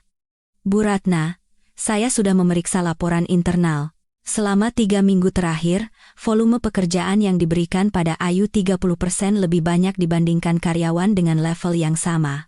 Bagaimana Anda menjelaskannya?" Wajah Bu Ratna seketika memucat. Itu karena Ayu masih muda dan punya banyak tenaga. Tapi Ayu juga seorang ibu tunggal," katanya perlahan. "Dan perusahaan tidak punya aturan untuk membagikan pekerjaan berdasarkan status pernikahan. Anda pasti tahu itu." Bu Ratna kehilangan kata-kata. Aku berdiri kaku dengan kedua tangan di sisi tubuh. Aku tidak menyangka ia akan berbicara seterus terang itu. Pak Baskara berpaling ke tim HRD. Mulai hari ini, pastikan pekerjaan semua karyawan dibagi secara adil. Tidak boleh ada yang diberi perlakuan istimewa atau dipersulit. Petugas HRD mencatat kata-katanya, dan tenggorokanku tercekat. Tapi yang lebih mengejutkanku adalah kata-kata Pak Baskara selanjutnya. Khusus untuk Ayu, saya sarankan untuk mengurangi pekerjaan administrasi rutinnya dan sebagai gantinya memberinya tanggung jawab di bagian dukungan acara, kemampuan presentasi dan pengolahan datanya sangat baik. Saya menghargai kemampuannya. Ruang rapat menjadi sunyi senyap. Aku tidak berani mengangkat kepala. Aku takut pada tatapan orang lain, dan tatapannya. Aku tidak tahu di bagian mana aku pantas menerima pujian seperti itu. Bu Ratna berusaha menjaga ketenangannya, tetapi suaranya sedikit bergetar. Pak, saya khawatir rekan-rekan lain akan salah paham jika begitu. Pak Baskara melipat tangannya. Salah paham apa? Wajar jika saya memuji karyawan yang kompeten. Atau Anda pikir saya tidak punya wewenang untuk menilai kemampuan karyawan? Pertanyaan itu membuat Bu Ratna tidak bisa berkata apa-apa lagi. Rapat berakhir dalam ketegangan. Semua orang meninggalkan ruangan, tetapi saat aku hendak keluar, Pak Baskara memanggil pelan. Ayu. Aku menoleh, hatiku bergetar ringan. Iya, Pak. Ia mendekat. Jaraknya begitu dekat hingga aku bisa mendengar napasnya yang lembut. Suaranya rendah dan halus. Jangan takut. Aku menggigit bibir. Saya tidak takut. Pak, kamu khawatir orang lain akan salah paham, kan? Aku mengangguk kecil. Iya. Sedikit. Ia menatapku. Matanya dalam dan tenang. Mulut orang lain tidak akan memberimu makan atau membiayai Bima. Kamu hanya perlu melakukan hal yang benar. Sisanya, biar saya yang urus.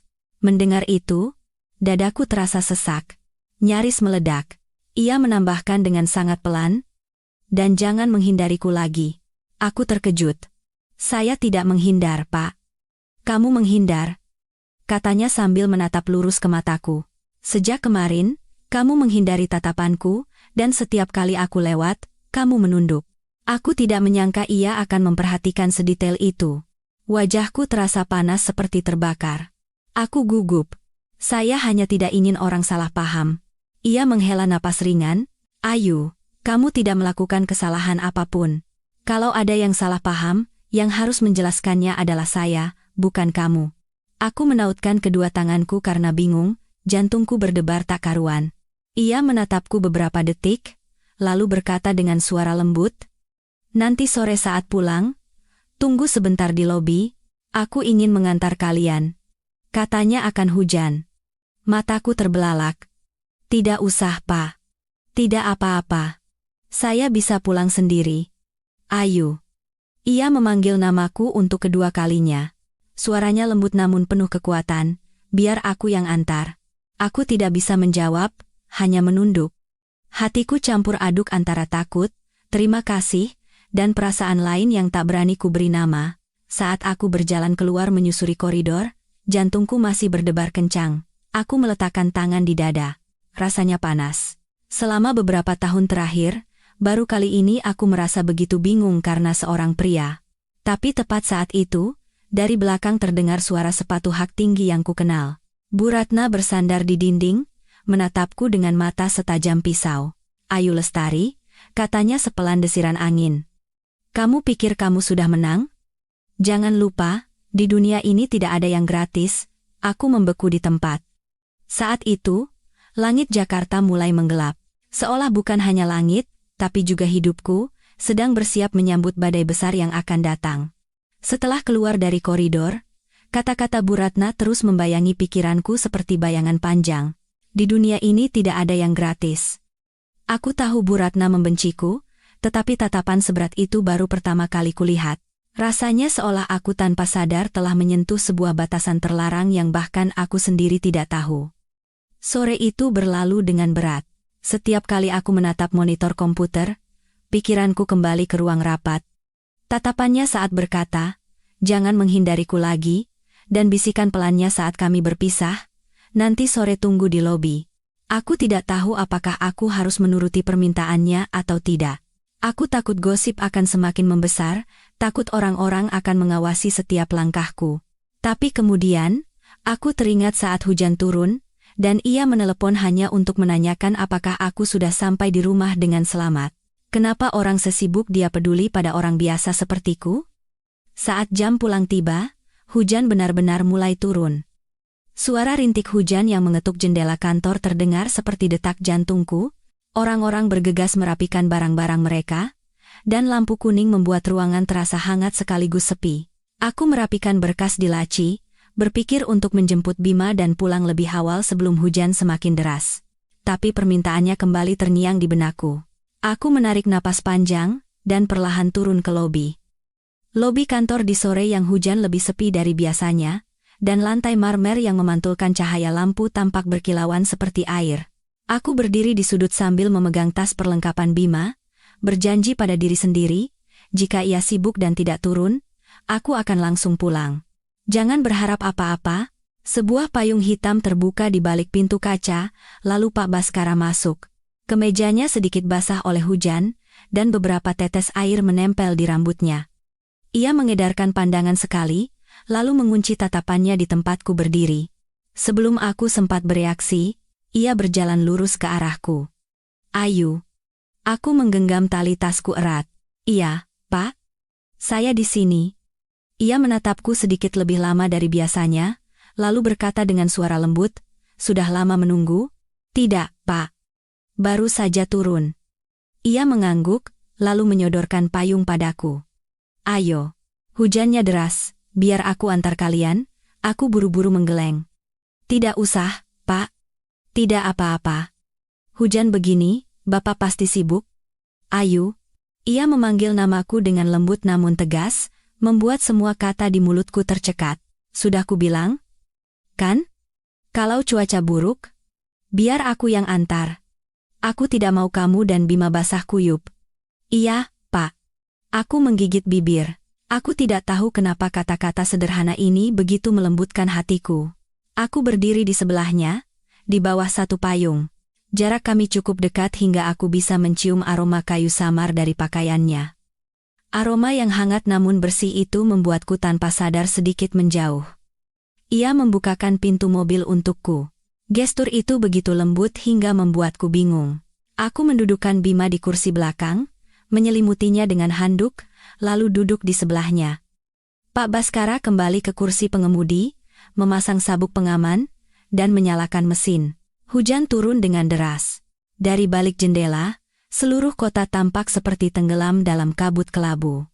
Lampu jalan yang terpantul di aliran air menciptakan arus cahaya yang bergetar. Ayu. Ia berbicara saat mobil perlahan melewati ruas jalan yang macet. Bagaimana keadaan Bima hari ini? Aku memandang anakku yang tertidur sambil memeluk bonekanya. Sudah lebih baik, Pak. Anak ini memang penakut. Kalau saya tidak terlihat sebentar saja, dia langsung menangis. Ia tampak berpikir. Anak yang sensitif, jangan biarkan dia merasa takut sendirian lagi. Kata-kata itu seolah membuatnya menjadi orang yang paling memahami kami berdua. Aku bertanya dengan hati-hati. Pak, kenapa Bapak begitu peduli pada kami? Ia tidak langsung menjawab. Mobil hening sejenak, hanya terisi suara hujan. Aku pikir ia akan mengabaikan pertanyaanku, tapi ternyata tidak. Saat mobil berhenti di lampu merah, ia menoleh padaku. Matanya dalam dan tenang. Karena kamu terlihat kesepian. Aku terkejut. Tidak, Pak. Saya tidak. Kamu kesepian. Suaranya lembut namun penuh keyakinan. Aku melihatnya di matamu. Setiap kali kamu bilang tidak apa-apa, sebenarnya kamu sedang berjuang mati-matian. Aku menunduk. Rasanya seperti seseorang meremas jantungku. Tidak ada seorang pun yang seharusnya sendirian selamanya, katanya datar, tetapi kalimat itu menggetarkan relung hatiku yang paling dalam. Aku memalingkan wajah keluar jendela, berusaha menjaga suaraku tetap tenang. Saya sudah terbiasa, Pak. Sejak melahirkan Bima, saya hanya mengandalkan diri sendiri. Mulai sekarang, katanya, kamu boleh mengandalkanku. Aku sontak menoleh. Jangan berkata begitu, Pak. Nanti orang salah paham. Lalu kamu, tanyanya. Apakah kamu salah paham? Aku tidak menjawab. Aku tidak berani menjawab. Saat mobil berhenti di depan kontrakan, ia mematikan mesin, tapi tidak langsung membuka pintu. Ia hanya menatapku, tatapannya hangat, tetapi ada ketenangan dalam yang membuatku tidak bisa membaca pikirannya. Ayu. Iya. Pak, aku tidak ingin memaksakan pikiranku padamu. Tapi aku ingin kamu tahu, di mataku, kamu bukan sekadar karyawan. Jantungku berdebar seperti genderang. Aku mengepalkan tanganku begitu erat hingga kuku menancap di kulit. Ia melanjutkan, dengan sangat pelan dan jelas, kamu adalah seseorang yang ingin kulindungi. Aku terdiam. Emosi naik hingga ke tenggorokan, membuatku sesak napas. Aku ingin mengatakan sesuatu, tetapi suara hujan di luar begitu deras seolah menelan semua kata-kataku. Akhirnya, aku hanya bisa berucap, jangan terlalu baik padaku. Pak, saya takut. Ia memiringkan kepala. Takut apa? Takut tidak bisa menjaga jarak, kataku dengan suara bergetar. Ia menatapku sangat lama, keheningan di antara kami terasa pekat seperti kabut malam. Akhirnya, ia berkata begitu pelan hingga aku ragu apakah aku salah dengar. Aku tidak pernah ingin menjaga jarak denganmu. Aku membeku. Butuh beberapa detik sebelum aku bisa menemukan suaraku kembali. Aku mendorong pintu mobil dengan panik. Terima kasih, Pak. Saya masuk dulu dengan Bima. Ayu. Ia memanggilku lagi. Aku menoleh. Besok, katanya, seulas senyum tipis terlintas di bibirnya, jangan menghindariku lagi. Aku tidak menjawab, hanya menunduk dalam-dalam, lalu menggendong Bima dan masuk ke dalam kontrakan.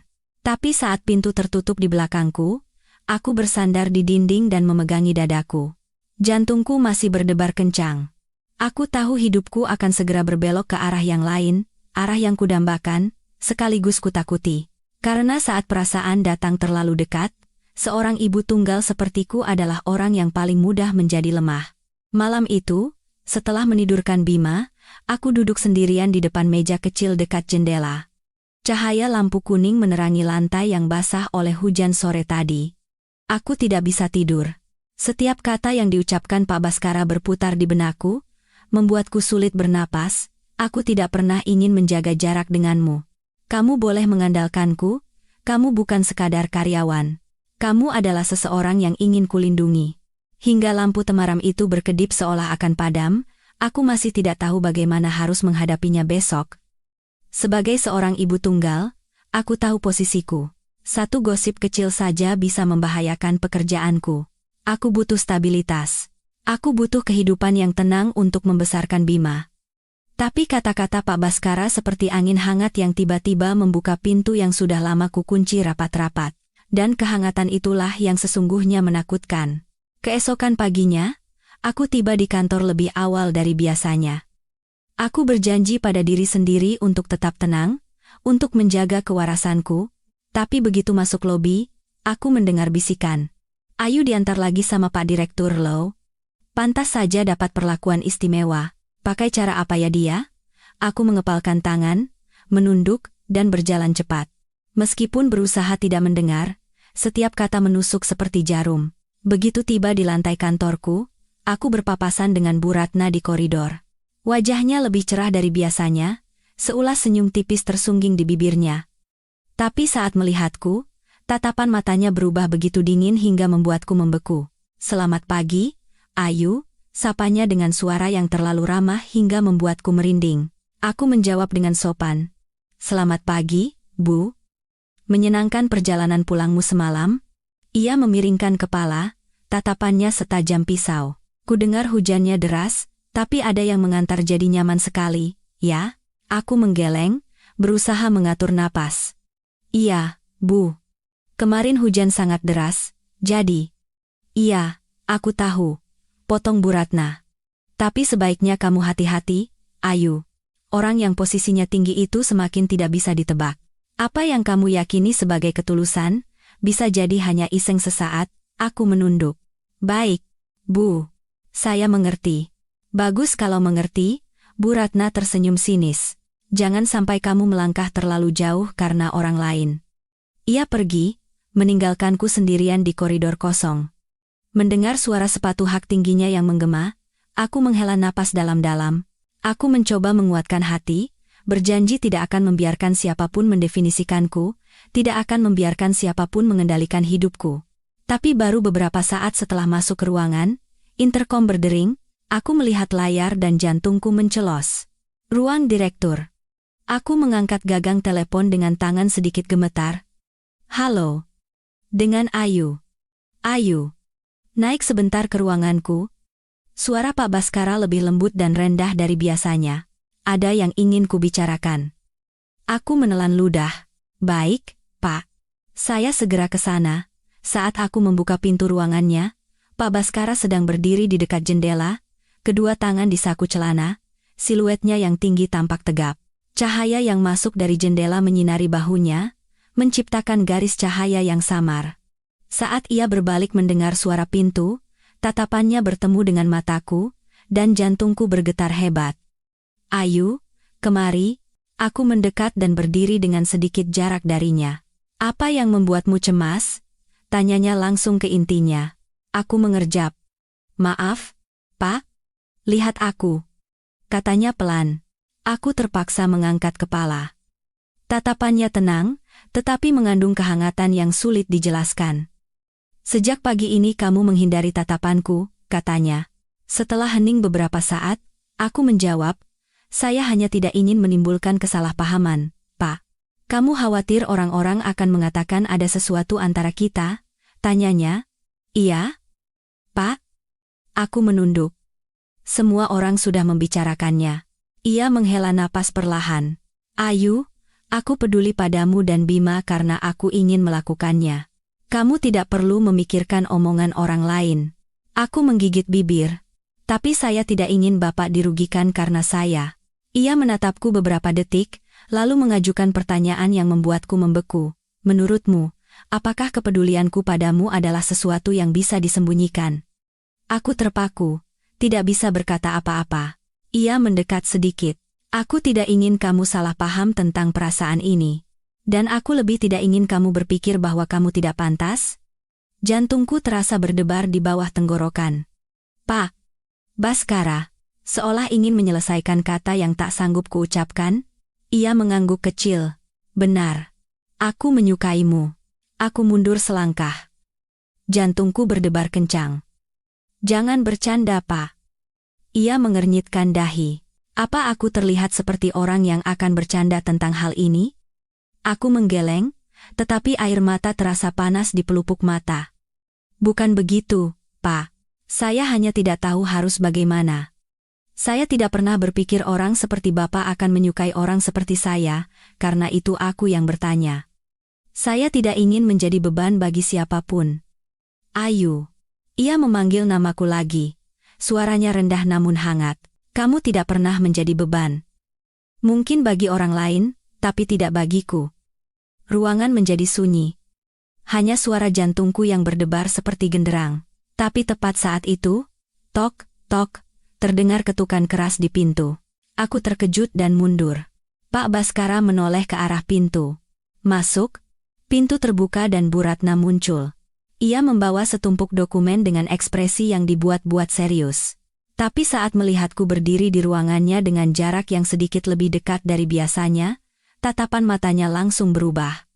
Ada kilat curiga, iri, dan sesuatu yang seperti kemenangan. Pak Direktur, saya datang untuk menyerahkan laporan evaluasi biaya acara. Ia masuk dan meletakkan dokumen di atas meja, tetapi matanya tetap tertuju padaku. Aku buru-buru menunduk dan mundur ke arah pintu. Kalau begitu, saya permisi dulu, Pak. Tunggu. Pak Baskara memanggilku. Aku berhenti dan perlahan berbalik. Iya, Pak. Sore ini, ikut saya ke lokasi acara. Kita perlu memeriksa penataannya, katanya dengan tenang, seolah itu adalah tugas biasa. Saya ingin kamu yang bertanggung jawab atas bagian verifikasi. Sebelum aku sempat menjawab, Bu Ratna menyela, Pak, pekerjaan itu kan selama ini saya yang tangani. Kenapa tiba-tiba diserahkan pada Ayu? Pak Baskara bahkan tidak meliriknya saat membuka dokumen. Mulai hari ini, bagian ini akan dipegang oleh Ayu. Ada masalah? Bu Ratna mengatupkan rahangnya. Tidak, Pak. Aku menatap Bu Ratna dan Pak Baskara bergantian. Perubahan yang begitu cepat membuatku pusing. Aku menautkan kedua tanganku dan berkata pelan, "Baik, Pak. Saya mengerti." Saat aku keluar dari ruangan, suara sepatu hak tinggi Bu Ratna mengikuti tepat di belakangku. Begitu di koridor, Bu Ratna mencengkeram lenganku. Cengkeramannya begitu kuat hingga terasa sakit. "Ayu Lestari," suaranya penuh kebencian. "Kamu pikir kamu sudah menang?" Aku terdiam. "Lihat saja," katanya dengan penekanan di setiap kata. "Kamu pasti akan membayar harganya." Aku berdiri di tempat, memandangnya menjauh dengan suara sepatu haknya yang menggema di lantai yang dingin. Di luar jendela, hujan masih turun deras, dan langit kelabu pekat. Aku tiba-tiba sadar. Yang menarikku ke dalam ombak besar ini bukan hanya perasaan, ada badai lain yang lebih ganas dan berbahaya yang sedang mendekat. Sore itu, setelah Bu Ratna pergi dengan ancaman yang tersirat, aku berdiri lama di koridor.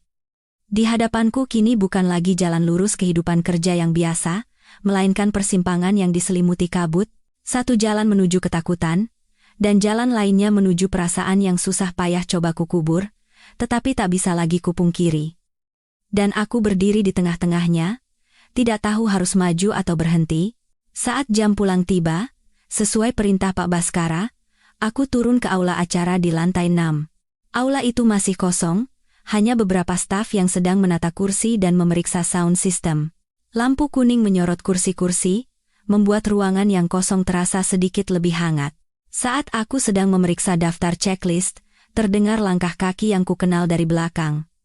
"Ayu." Aku menoleh. Pak Baskara sudah di sana. Lengan kemejanya digulung, dan dasinya sedikit dilonggarkan. Wajahnya tampak lelah dan serius, tetapi saat melihatku, sorot matanya melembut. "Oh, Bapak." Aku buru-buru menunduk, mencoba menjaga jarak. Ia menatapku lama sejenak, lalu berkata, "Sudah kubilang. Jangan panggil begitu kalau tidak ada siapa-siapa." Aku gugup. "Tapi, Pak, nanti kalau ada yang dengar, di sini hanya ada kau dan aku," jawabnya.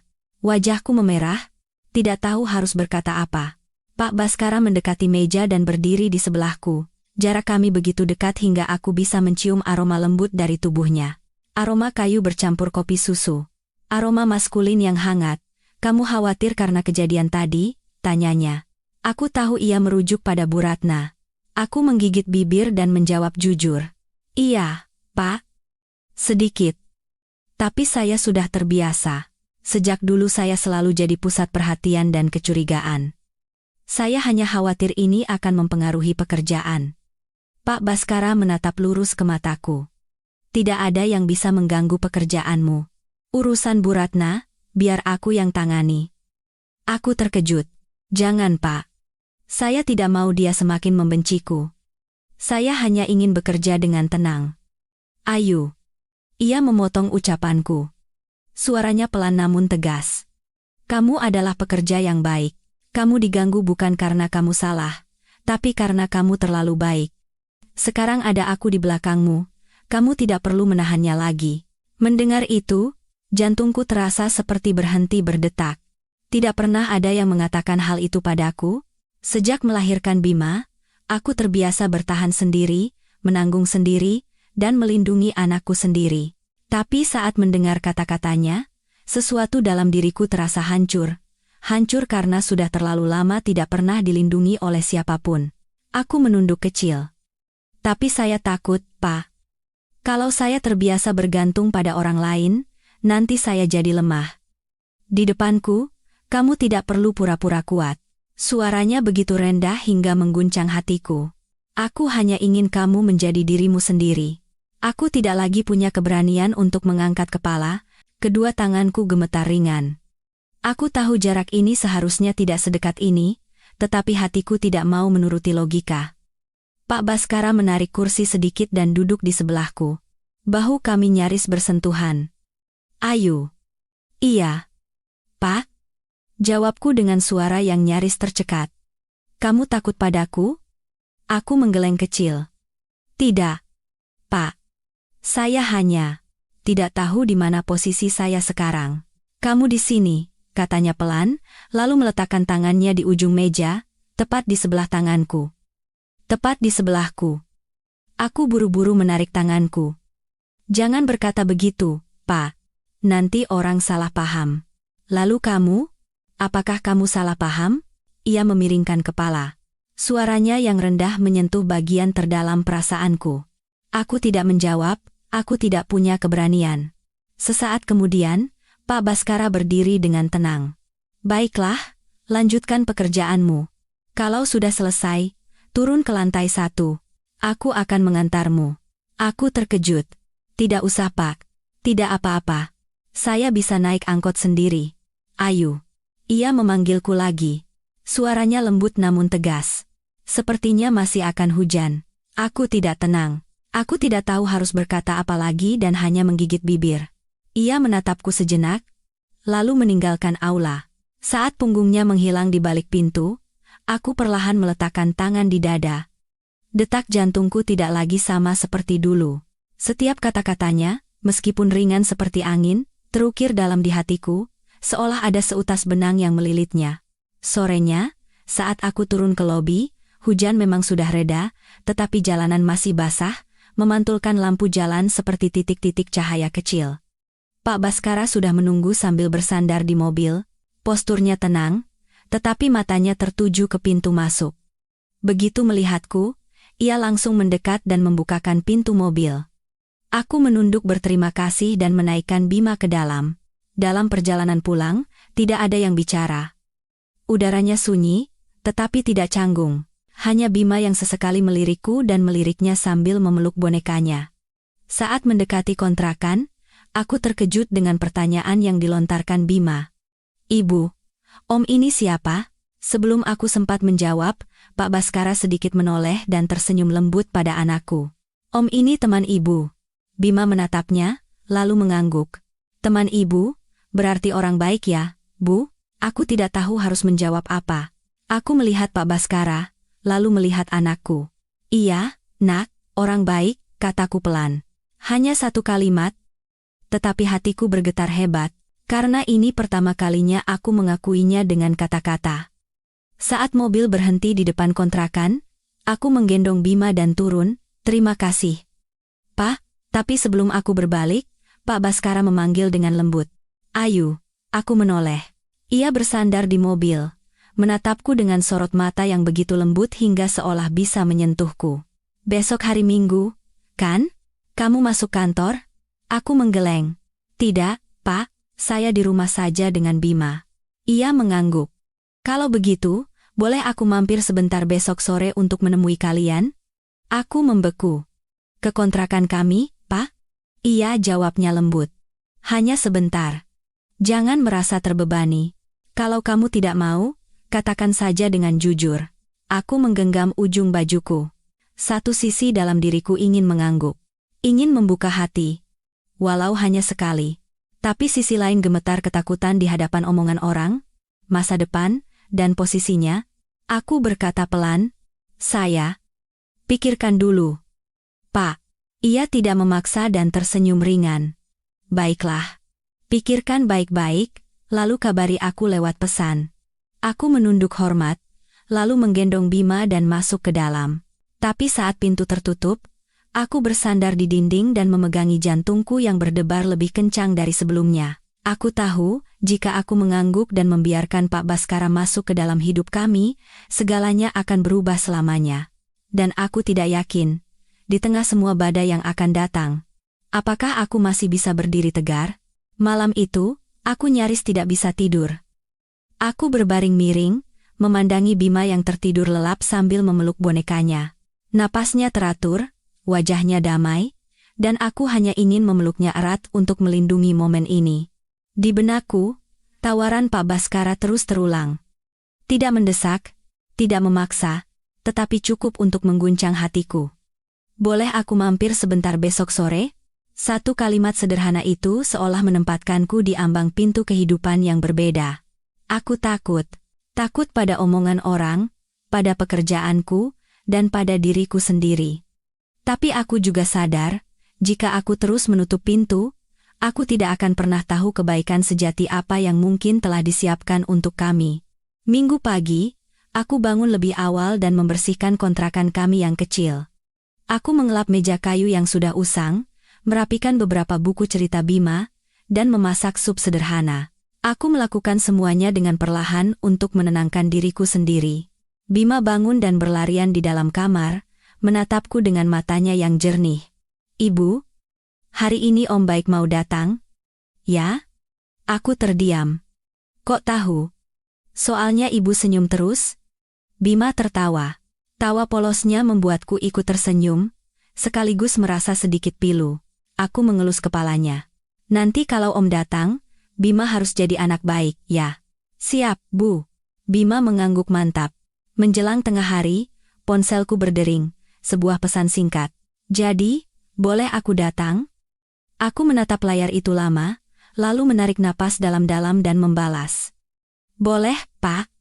Silakan datang."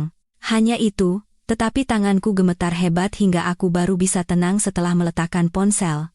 Pak Baskara tiba tepat waktu. Ia berdiri di depan pintu kontrakan dengan kemeja kasual, membawa sekantong buah dan sekotak kue kecil. Tidak ada jejak direktur yang sibuk, hanya seorang pria dengan tatapan sopan dan hangat. Aku membuka pintu dan menunduk dengan gugup. "Silakan masuk, Pak." Kontrakan yang kecil terasa semakin sempit dengan kehadiran satu orang lagi. Pak Baskara meletakkan barang bawaannya, mengedarkan pandangan, lalu tersenyum ringan. "Rumahmu rapi," aku berkata dengan malu. "Iya, Pak. Karena kecil, jadi harus rapi." Bima bersembunyi di belakangku, menatapnya dengan mata penasaran. Pak Baskara menunduk, menyejajarkan tingginya dengan anakku. "Halo Bima. Om bawa kue." Bima mengerjap, lalu menatapku. Setelah aku mengangguk, ia dengan sopan mengulurkan tangan untuk menerima. "Terima kasih, Om." "Anak pintar," Pak Baskara tersenyum, dan sorot matanya melembut. Kami duduk. Aku masih merasa canggung saat menuangkan air. Pak Baskara tidak banyak bicara. Ia hanya bertanya tentang kehidupan kami dan kegiatan Bima di sekolah. Semua pertanyaannya pas. Tidak melanggar privasi.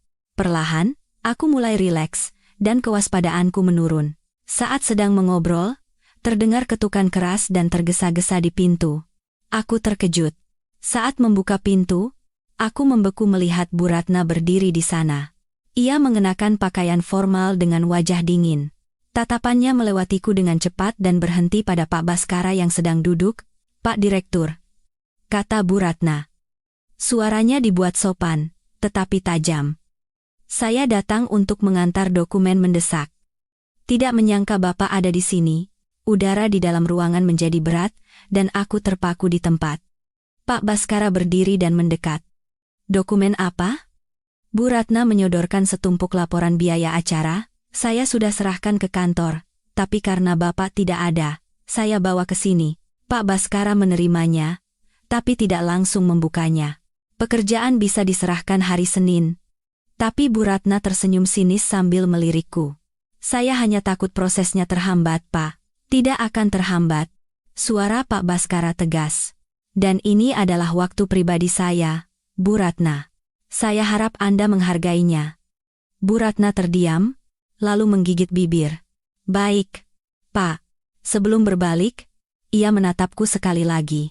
Tatapan itu tidak menyembunyikan kebencian. "Ayo, jaga posisimu baik-baik." Sebelum aku sempat berkata apa-apa, Pak Baskara berbicara dengan tenang namun jelas. "Posisi Ayu di tempat kerja adalah penilaian saya, dan kehidupan pribadinya bukan urusan siapapun."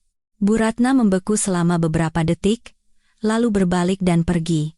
Pintu tertutup, meninggalkan udara yang berat namun hangat di dalam kontrakan kecil kami. Aku berkata dengan suara bergetar, "Maafkan saya atas kejadian ini, Pak." "Kamu tidak perlu minta maaf," kata Pak Baskara pelan. "Dia yang sudah melewati batas." Bima menarik tanganku dan berbisik, "Ibu, jangan takut." Aku memeluk anakku, tenggorokanku tercekat. Pak Baskara memandangi kami. Tatapannya menjadi lebih dalam. "Ayu, aku tidak ingin kamu tertekan karena aku." Aku mengangkat kepala. Saya juga tidak ingin Bapak mendapat kesulitan karena saya. Ia mengangguk. Kalau begitu, mari kita jalani ini pelan-pelan. Aku tidak bisa menjanjikan masa depan yang terlalu jauh. Tapi aku berjanji, jika aku berjalan bersamamu, aku akan berjalan dengan terhormat. Kata-kata itu tidak muluk-muluk, tetapi anehnya membuatku merasa sangat tenang. Aku menatapnya, lalu mengangguk kecil. Saya butuh waktu. Aku mengerti, ia tersenyum. Aku akan menunggu. Sore itu berlalu lebih damai dari yang kuduga. Bima makan kue, memamerkan gambarnya, dan tertawa riang. Pak Baskara mendengarkannya dengan tulus. Saat ia berdiri untuk pulang, langit sudah berwarna jingga. Di depan pintu, ia berbalik. Ayu, sampai bertemu hari Senin di kantor. Bekerjalah seperti biasa. Baik, Pak? Jawabku. Hatiku terasa lebih ringan. Saat pintu tertutup, aku bersandar di dinding dan menghela napas panjang. Aku tahu jalan di depan tidak akan mudah. Bu Ratna tidak akan berhenti, dan orang-orang akan terus berbicara. Tetapi untuk pertama kalinya, aku merasa tidak lagi sendirian. Aku membungkuk dan mengecup kening Bima. Anak itu tertawa kecil. Ibu, Om itu orang baik, ya? Aku tersenyum. Iya, Nak. Orang baik. Dan pada saat itu, aku sadar bahwa aku telah melangkahi ambang ketakutanku. Perlahan, tapi pasti. Hari Senin, saat kembali ke kantor, aku masuk ke lobi dengan perasaan yang familiar sekaligus asing. Familiar karena wajah-wajah, meja-meja, dan suara keyboard yang sama, asing karena hatiku telah berubah. Tidak ada lagi kecemasan yang selalu kurasakan setiap kali seseorang memanggil namaku, tidak ada lagi perasaan harus menunduk untuk bertahan hidup. Bukan karena aku menjadi lebih kuat dalam semalam, tapi aku menjadi lebih tenang. Dan bagiku, ketenangan adalah salah satu bentuk keberanian. Pagi itu berlalu dengan sangat damai. Pak Baskara hanya muncul sebentar di rapat mingguan, berbicara beberapa patah kata tentang progres, lalu pergi. Ia tidak menatapku terlalu lama, tidak melakukan gestur yang bisa menimbulkan kesalahpahaman. Aku menghela napas lega. Normalitas seperti inilah yang kubutuhkan untuk bisa berdiri tegar. Menjelang jam makan siang, Bu Ratna memanggilku ke ruangannya. Pintu tertutup, aku berdiri menghadapnya, mempersiapkan diri. Ia tidak berbelit-belit. Ia berkata perlahan, aku hanya ingin mengingatkan satu hal. Pekerjaan adalah pekerjaan, jangan bawa perasaan pribadi. Aku menatapnya lurus. Iya, Bu. Saya juga berpikir begitu. Bu Ratna menyipitkan mata. Kalau begitu, mulai hari ini, semua laporanku serahkan langsung padaku. Tidak perlu melalui orang lain. Aku tahu maksudnya. Baik, Bu. Sesuai prosedur. Ia mengangguk, tetapi tatapannya tidak melembut. Ingat, orang yang hari ini ada di belakangmu, besok bisa jadi ada di depanmu. Aku menggigit bibir. Saya hanya akan mengandalkan kemampuan saya, Bu. Bu Ratna tersenyum sinis. Kuharap begitu. Aku keluar dari ruangannya, hatiku berat, tetapi tidak goyah. Aku kembali ke mejaku dan fokus pada pekerjaan. Aku tidak mau memikirkan hal lain. Setiap angka, setiap huruf, butuh konsentrasi. Sorenya, saat sedang memverifikasi biaya acara, aku menerima email dari tim keuangan yang meminta klarifikasi atas selisih dana. Jumlahnya tidak besar, tetapi jika tidak ditangani dengan hati-hati, bisa menjadi masalah. Aku memeriksa kembali setiap kwitansi, setiap tanda tangan. Jantungku mencelos saat menemukan satu pos pengeluaran yang tidak memiliki dokumen pendukung yang sah. Nama yang memberi persetujuan, Bu Ratna. Aku tidak gegabah. Aku mencetak salinannya dan membawanya ke ruangan Bu Ratna untuk meminta penjelasan. Ia meliriknya sekilas, lalu berkata enteng, "Oh, itu sudah lama. Catat saja sebagai biaya operasional. Tapi, Bu, sesuai peraturan, harus ada dokumen pendukungnya," kataku, menjaga suaraku tetap tenang. Bu Ratna mengangkat kepala. Tatapannya dingin. "Ayu, kamu sedang mengajariku?" "Bukan, Bu. Saya hanya menjalankan tanggung jawab saya." Ia terdiam beberapa detik, lalu berkata, "Nanti saya lengkapi." Aku mengangguk. Aku kembali ke mejaku dan mengirim email balasan sesuai prosedur, melaporkan status sedang menunggu kelengkapan dokumen pendukung. Aku tahu aku sedang berjalan di atas garis tipis, tetapi jika aku mundur, aku akan kehilangan satu-satunya hal yang bisa melindungiku, integritas. Saat jam pulang tiba, tim keuangan membalas email, meminta penyelesaian hari itu juga. Aku kembali ke ruangan Bu Ratna. Ia tidak ada di tempat. Teleponnya tidak diangkat. Aku mengirim email lagi, melampirkan peraturan, tanpa satu kata pun di luar konteks pekerjaan. Tepat saat itu, Pak Baskara kebetulan lewat. Ia melihatku berdiri dengan setumpuk dokumen dan berhenti. Ada apa? Aku menarik napas dalam-dalam. Iya, Pak. Ada pos pengeluaran yang perlu dilengkapi dokumennya. Saya sudah laporkan pada Bu Ratna. Ia mengangguk. Bagus. Biar saya yang urus. Aku menunduk. Terima kasih, Pak. Ia tidak berkata apa-apa lagi. Tetapi hanya dalam 15 menit, tim keuangan menerima semua dokumen pendukung. Dan email konfirmasi dikirim dengan CC ke seluruh departemen terkait. Aku membaca nama pengirim dan jantungku berdebar kencang. Bu Ratna, malamnya, aku pulang menjemput Bima. Anak itu berceloteh tentang pengalamannya di sekolah. Aku mendengarkan, dan hatiku perlahan menjadi ringan. Saat kami sedang makan malam, ponselku bergetar. Pesan dari Pak Baskara. Kerja bagus hari ini. Aku menatap layar dan membalas. Iya, Pak. Saya hanya melakukan pekerjaan saya. Sesaat kemudian. Teruslah seperti itu. Jangan takut. Aku meletakkan ponsel. Aku tidak takut. Setidaknya, tidak seperti dulu lagi. Keesokan harinya, suasana di kantor terasa berubah. Tim keuangan mengirim pengumuman akan melakukan audit internal untuk semua dokumen pengeluaran dalam 3 bulan terakhir. Tidak ada yang bicara, tetapi semua orang tahu alasannya. Aku bekerja lebih hati-hati dari sebelumnya. Aku tahu badai sedang mencapai puncaknya. Saat makan siang, Bu Ratna memanggilku.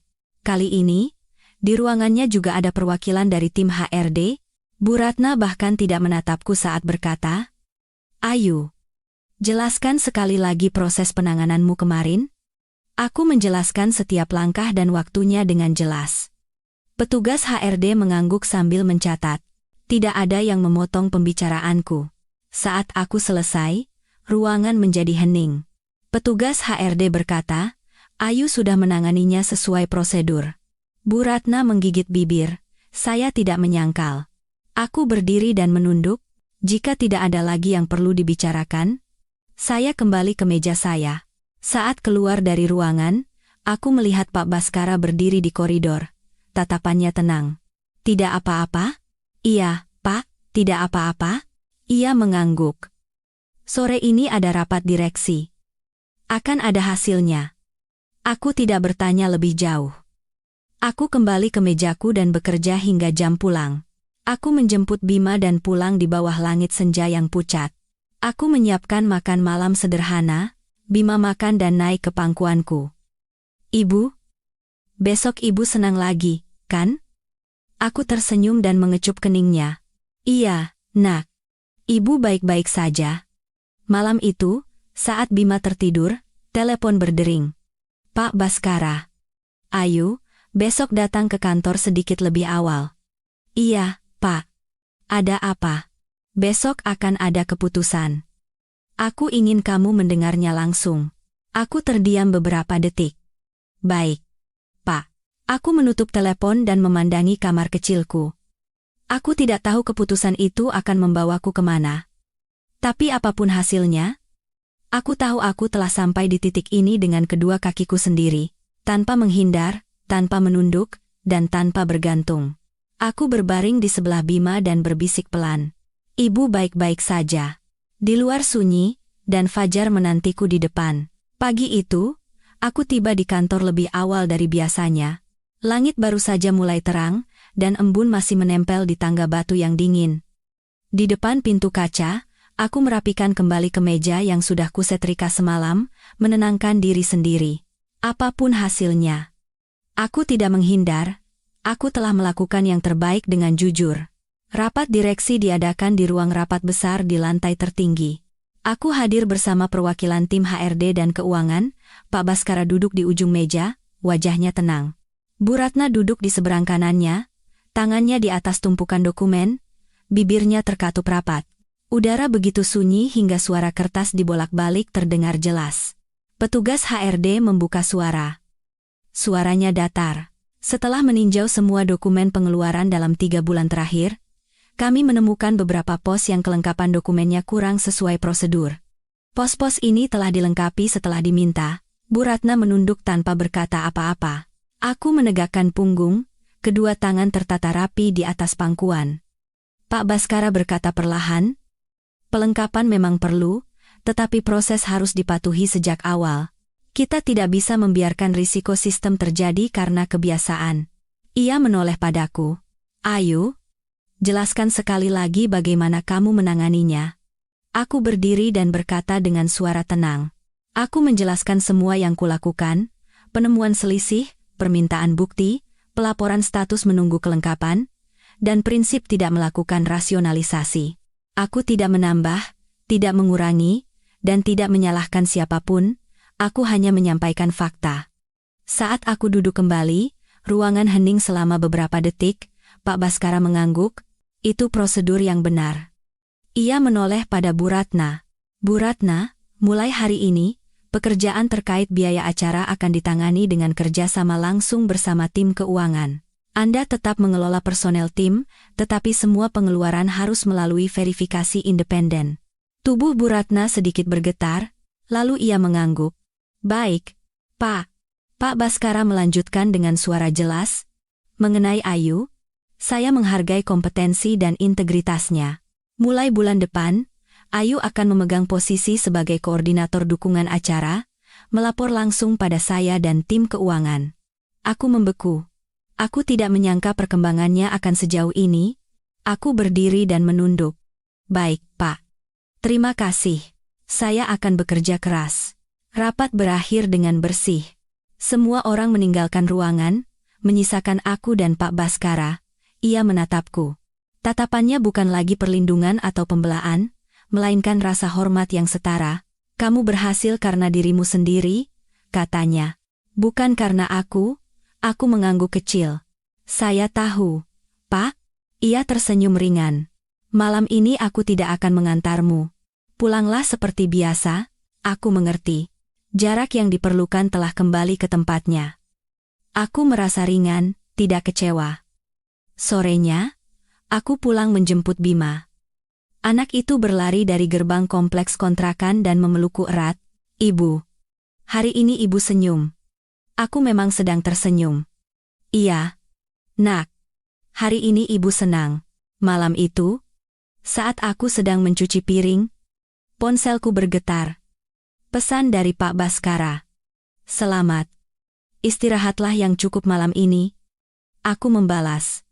Iya, Pak. Terima kasih. Saya akan melakukan yang terbaik. Tidak ada kata-kata tambahan. Itu sudah cukup. Selama beberapa hari berikutnya, pekerjaanku sibuk tetapi teratur. Tidak ada lagi bisikan-bisikan seperti dulu. Bu Ratna menjaga jarak, tidak lagi menyulitkanku. Aku bekerja dengan kemampuanku, pulang tepat waktu, dan menghabiskan waktu dengan Bima.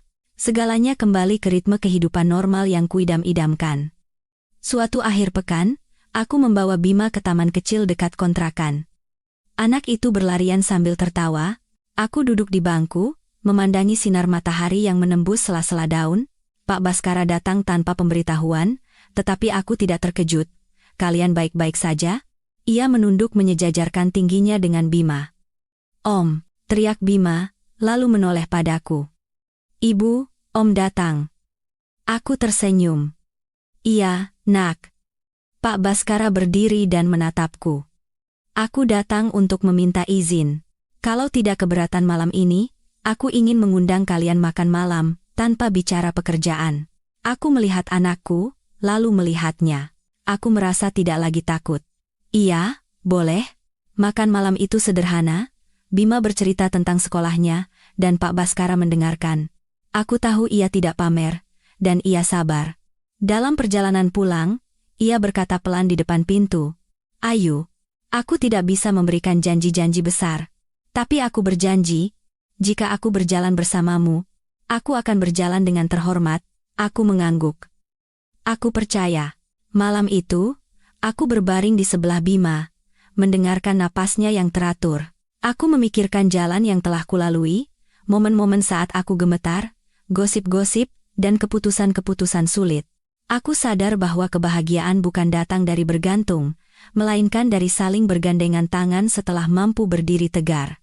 Aku berbisik pelan seolah pada diriku sendiri, aku berhasil. Di luar sunyi, dan kehidupan baru yang tidak lagi gaduh dimulai dengan kebaikan, kerja keras, dan sebuah hati yang telah belajar untuk tidak lagi takut. Pesan penutup.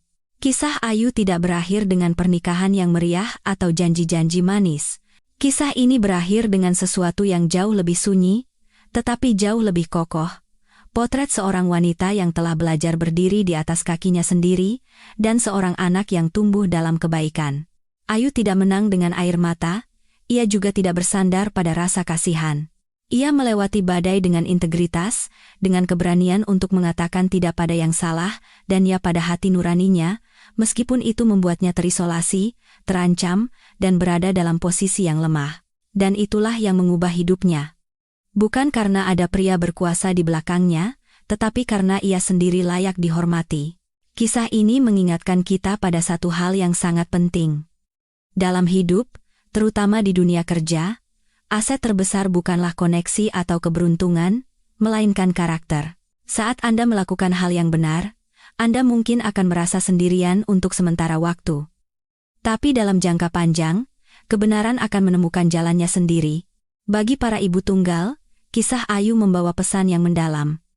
Anda tidak lemah hanya karena Anda sendirian. Anda tidak kurang hanya karena Anda adalah seorang ibu sekaligus kepala keluarga. Yang terpenting bukanlah dari mana Anda memulai, melainkan bagaimana Anda menjalani hidup di tengah keadaan itu. Saat Anda tidak merendahkan diri sendiri, dunia pun akan segan menginjak-injak Anda. Dan bagi mereka yang berada di posisi lebih tinggi dan memegang keputusan, kisah ini juga menjadi pengingat yang lembut. Kekuasaan bukanlah untuk menakut-nakuti orang yang benar, melainkan kemampuan untuk melindungi yang benar. Satu keputusan yang adil bisa mengubah seluruh hidup seseorang. Jika Anda menemukan diri Anda dalam cerita ini seseorang yang menanggung beban berat, bertahan dalam diam, dan berusaha tetap baik di tengah dunia yang tidak ramah, ingatlah. Anda tidak pernah sendirian. Selama Anda tidak menyerah pada prinsip hidup Anda, jalan di depan pasti akan terbuka suatu hari nanti. Jika cerita ini menyentuh hati Anda, silakan sukai dan bagikan untuk menyebarkan pesan positif ini kepada lebih banyak orang, dan jangan lupa untuk mengikuti saluran kami. Kita akan bertemu lagi dalam kisah-kisah kehidupan biasa, di mana setiap takdir berharga, dan setiap orang layak dihormati. Terima kasih telah mendengarkan sampai akhir.